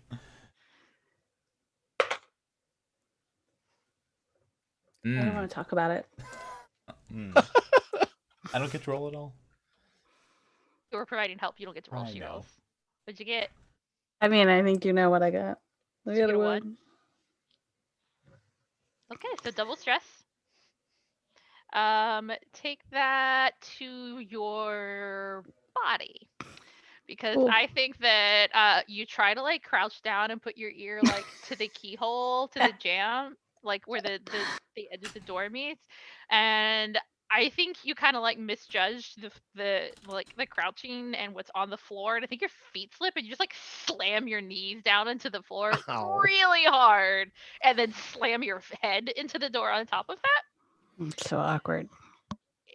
People are kind of staring. I think one of the guards says, did you need help, Witchburner? Sorry, the floor must be slippery," and they're like reaching down to try and help you up. Yes, the floor is slippery. Somebody spilled something. Can you get somebody in here to clean it up? Right away. We'll get a maid over here right away to take care of that. Did you need to visit the infirmary? Dr. Cleanline's assistant's over there. He can help you. I look at Robin. Mm. You think there's anything in there? Kind of look like, should I? I mean, it does hurt. Okay, no, I'm good. So how much Pass. body stress do I get? Get 2.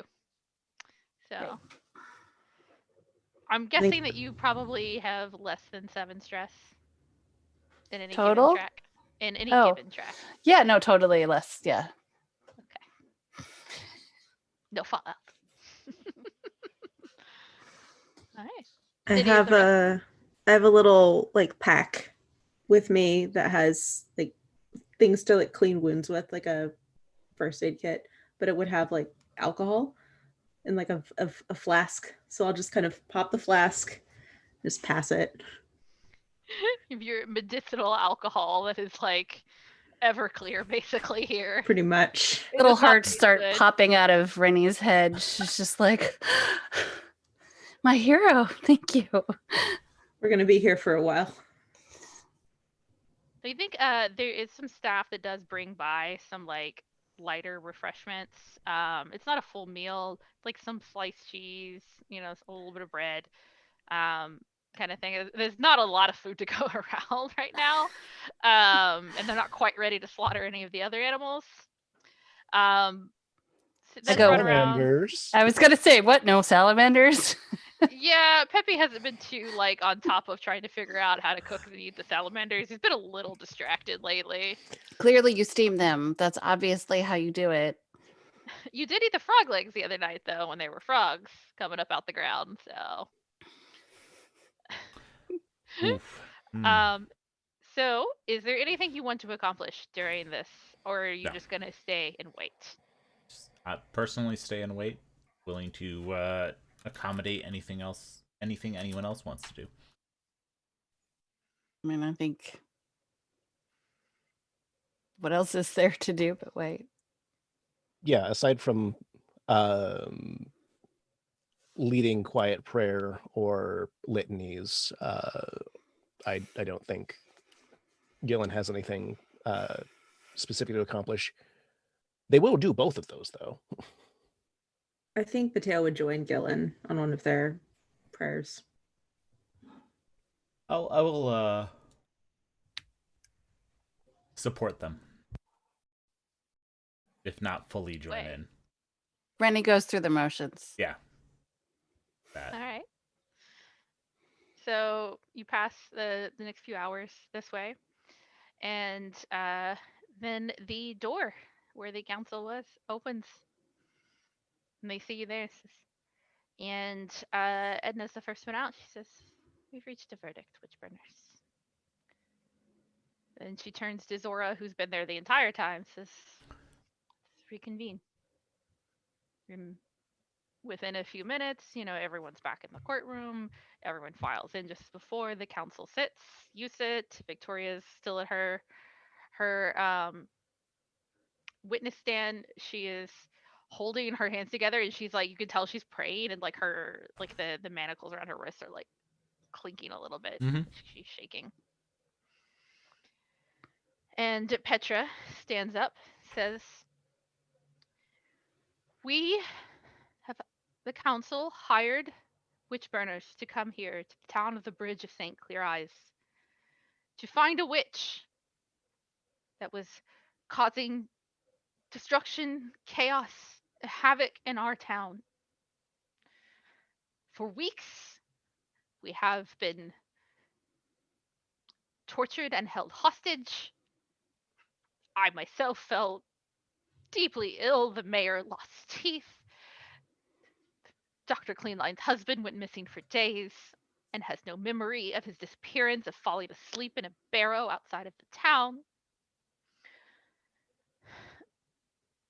There have been many things that have happened in our town. The salamanders, the frogs, the snails, the fish. Someone or something has been angering the gods.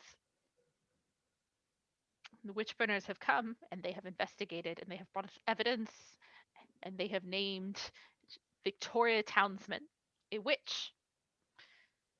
They have presented evidence of fish scales, wheat blight powder, of this diary, whether it's dreams or spirit casting, skin changing magic, wax dolls, this whip, and various other things. We have all known Victoria's character for many, many years now. And as a council, we find her guilty of witchcraft. And the whole courtroom just kind of explodes into chatter, and Victoria just like starts sobbing. She doesn't even have the strength to try and defend herself anymore. And Petra sits, and then I think that Edna stands up next, and she says, "There are clear punishments for witchcraft. Victoria Townsend will be put to death in the morning at dawn, as is appropriate, so that the Firebringer can see how we honor him. We thank you, Witchburners, for your service. And our priest, David Slingstrider, will now lead us." And he stands up and begins to perform, a common litany, prayer, thanking the gods, for the clarity and their help and so forth. The words just kind of wash over you, as is their intention, he being a priest of the water drinker. And the whole process takes only a few minutes to convict this woman of witchcraft and to sentence her to death by burning at dawn. And then the courtroom doors open and the town begins to file out. What are you doing?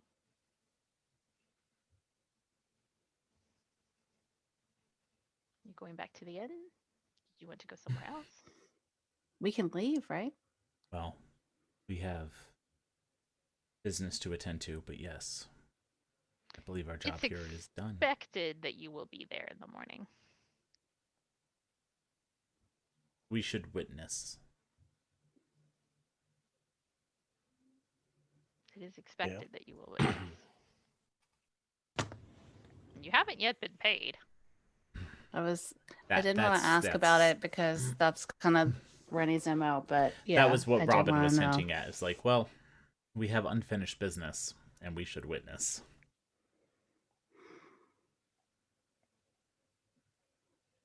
Well, now they're going to throw us a party, right?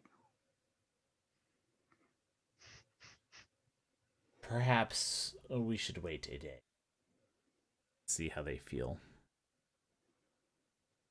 There's no joy in any of this. No. The joy comes in recovery. The town will be safer for this, but Mateo is correct. This is not a joyful activity. To be clear, I'm not happy. I am looking for any kind of distraction from this pain. Indeed.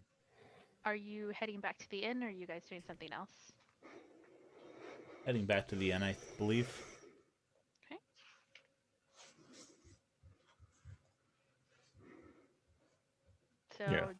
else sleep? No, I lie down. I do not sleep. I keep watch. I want to pay attention to our surroundings, see if anyone is unhappy with our verdict, and comes to perhaps exact retribution. Gillin just prays all night. Mateo doesn't sleep either. I think he might try praying. He might try pacing. He'll try pretty much anything, but he's not sleeping.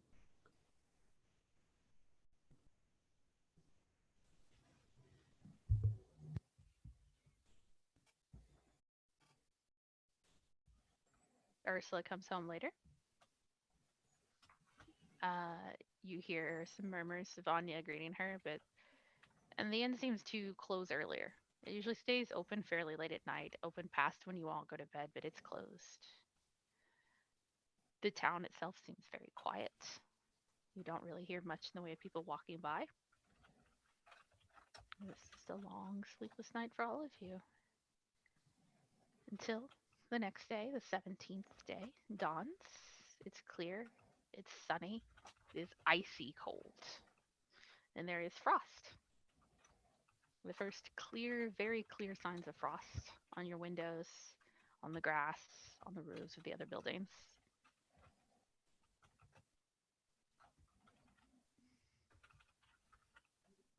Do you go downstairs? Yeah. Yeah. Yes. No one there. There's a note. Well, there's no note actually. There's no paper really in the end, but there's a carafe of cold coffee, and some scones left for your breakfast, right in the middle of a table where you normally sit.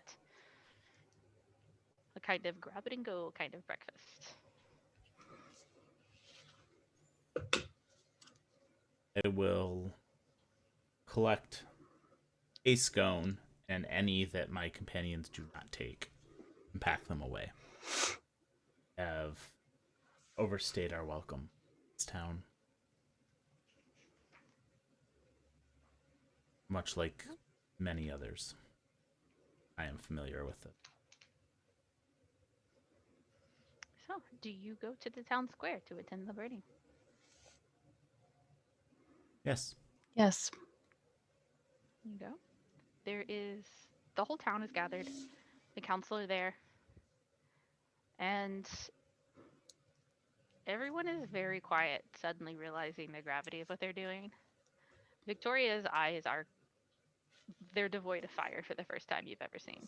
Like, she looks like she's already gone. And it's horrible. She screams. It smells awful. And it takes a very long time. And afterwards, people seem calm. They seem relieved. They start to chatter and laugh as they walk away in groups.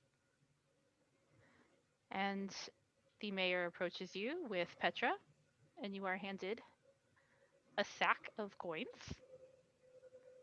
and told, "Thank you. Thank you very much for your service. We're so pleased to have this be behind us and to begin to prepare for the coming winter, with such that it is, with what food that we have. We feel pleased that the gods have been appeased and will smile on us once more." It is regrettable that this has come to pass for you. Indeed, but it is behind us now. I'm glad that we could help. And there is a carriage waiting for you to take you back. And as you cross the town square to go towards it, there's the ground kind of trembles. And then it's clearly shaking. And this is an earthquake that is happening now. and it builds very rapidly and then drops off almost immediately. And the clock on top of the government building that, on this, it's not really a tower, it only goes up like 3 stories, but there's like a clock face there that falls and crashes into the courtyard there, and just little bits of clockmaking equipment go everywhere, shiny gold pieces, the hour hand goes flying, and it's just there, and everyone after a moment emerges from buildings and places where they've hidden, and they look a little pale. But then David Slingstrider, who's there with the council, says, "Well, that was certainly strange, but earthquakes happen." And everyone seems to laugh and agree. And Ivan appears out of nowhere to pick up the clock and starts discussing with the mayor how to repair it. And The carriage is waiting. the firebringer bore witness, and the water drinker took her into his river. And the earth beater has made his attention known as well. May he now nurture the crops in the earth of this town. The council thanks you for your blessing. And you climb into your carriage and start to head down the road. You were hired by the town of the Bridge of St. Clarice to find a witch in the town and burn them. And you did. Thank you very much for playing Witchburner with me. That's been a genuine delight.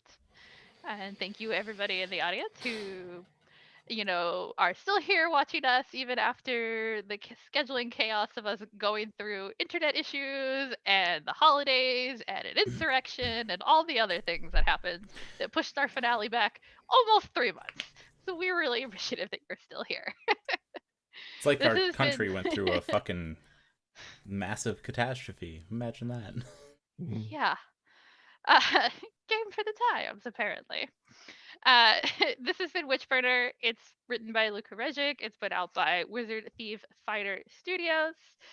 My name is Stephanie, and I'm going to have our cast go around and tell you again who they are and where you can find them. Miellyn. Oh, hi, I'm Miellyn Barrows. I'm a writer. You can find me on Twitter at MiellynB. You can see it right here. I'm not going to spell it for you. I write weird stuff. Follow me. I'll say hello back. Kristina. Hi, I'm Kristina. You can find me on Twitter at D20xtina. I write games, I play games, and I have a new game out. It's on itch. It's funny, it's goofy. Play it with your date for Valentine's Day. It's called Networking and Love Bites. It's a lasers and feelings hack about vampires looking for what's next in their unlife and saving a local community center. So go check it out. Wow, yes. Yes. All right, Hiromi. Hi, I'm Hiromi. I write a bunch of RPGs as well as queer fiction. I have a compilation coming out May 1st, which has 13 queer genre stories, including one entitled Be Fae Do Crimes, because don't you want to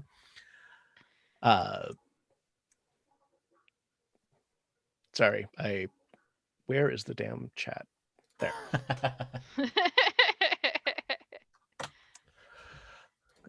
Because don't you want to know what happens when a changeling gets to just be fae and do crimes? I do. But- So I Yeah. mean, I do know. In case you missed it, my name is Stephanie. I play Krina the Fae on our Monster Hearts game on Monday nights. The long-running joke is that I am actually a Fae, which I will neither confirm nor deny. You can find me at charmpersongames.com or on Twitter at charmpersongame because of character limits. You can book me to run games for you for whatever event you want. You can catch me on Monday nights here. You can also catch me and my business partner Natalie on our new traveling show, Adventures Unknown. It's my like developing attempt at the radio announcer old timey voice. We're getting there. Adventures Unknown. I'm going more for like the Mid Atlantic, like Adventures Unknown. There you go. Something. Workshop. You got to work on we'll that. Get there. Just play a lot of BioShock. You'll get it. Oh darn, an excuse to play BioShock. But it's a traveling indie art tabletop role-playing game show that goes every month to a new studio. You can catch us this month, the 27th and 28th, at our friends Carrying Comfort Studio. We will each be running different games. I am going to be running Vampire Block Party, where you are vampires who have to go to the neighborhood potluck. Yes. We'll be going to Off the Table next month, and the month after we'll be right back here on Gehenna Gaming in April. If you have games you want us to play, reach out to us. If you want to play in our games, reach out to us. If you have a Twitch channel and you want to host us, please reach out to us. And then I will turn it over to Ian. Oh, it's me. First off, I want to say thank you to Stephanie for running this game for us. It was a pleasure. I had a lot of fun playing Shy Boy Robin, who totally had nothing terrible going on in the background and totally was not diabolical and plotting on framing someone else for this entire thing. Totally no inside knowledge of witchcraft whatsoever. None whatsoever. He was not a witch. Nope. Anyway, wasn't playing myself. Beyond that, I want to thank our cast, Hiromi, Miellyn, and Kristina. Thank you for joining us. Thank you for having us. Yes, you guys have It was all really been fun. phenomenal. Thank you so much. And thank you for running. Yeah, seriously. Thank you, Stephanie. So fun. Thank you, everyone who tuned in for this fantastic series. I hope you enjoyed it. I hope you want more Witchburner, because we will do more Witchburner in the future if you do. And beyond that, I just want to say we have a lot of really cool stuff coming up in the near future. Tomorrow, I will be streaming Werewolf the Apocalypse Earthblood, the new action adventure game, I guess, from the World of Darkness line. So that's going to be fun. And then Saturday, we are doing Demon the Descent, part of our Chronicles of Darkness Contagion series. And then we have a lot of cool stuff coming up next week. We'll have Monster Hearts 2 Gehenna Valley, starring our wonderful GM for this game, Stephanie, as well as a bunch of other fantastic players. Tuesday, we have something going on that I can't think of off the top of my head right now. Wednesday, we are taking a break. It's a thing we do every once in a while. Thursday, there will be a fantastic game that is yet to be announced, so I don't want to spoil anything. Friday, we have another fantastic game that is yet to be announced, and I don't want to spoil anything. That Saturday, I will be running Vampire the Requiem as part of Contagion Chronicle. Stay tuned for that. And then the following weekend, we will be launching our second attempt at a fantastic virtual online convention with VHC 2021. So make sure we have a lot of really cool stuff. VHC stands for Virtual HorrorCon. Yeah. I know. And it's not an attempt. It went great the first time. It's gonna go great this time too. I'm pretending to be humble. It's going to be amazing. We have a lot of really fantastic panels lined up. We have a lot of fantastic games lined up. There's going to be content running on multiple Twitch streams as well as YouTube. So make sure you check out what we are doing for that over at virtualhorrorcon.com. And then... Schedule coming soon. You can sign up for games. I'm going to be running some. Absolutely. Oh, yes. Yeah. And then beyond that, stay tuned. Awesome. Thanks again, everybody. Have a great night.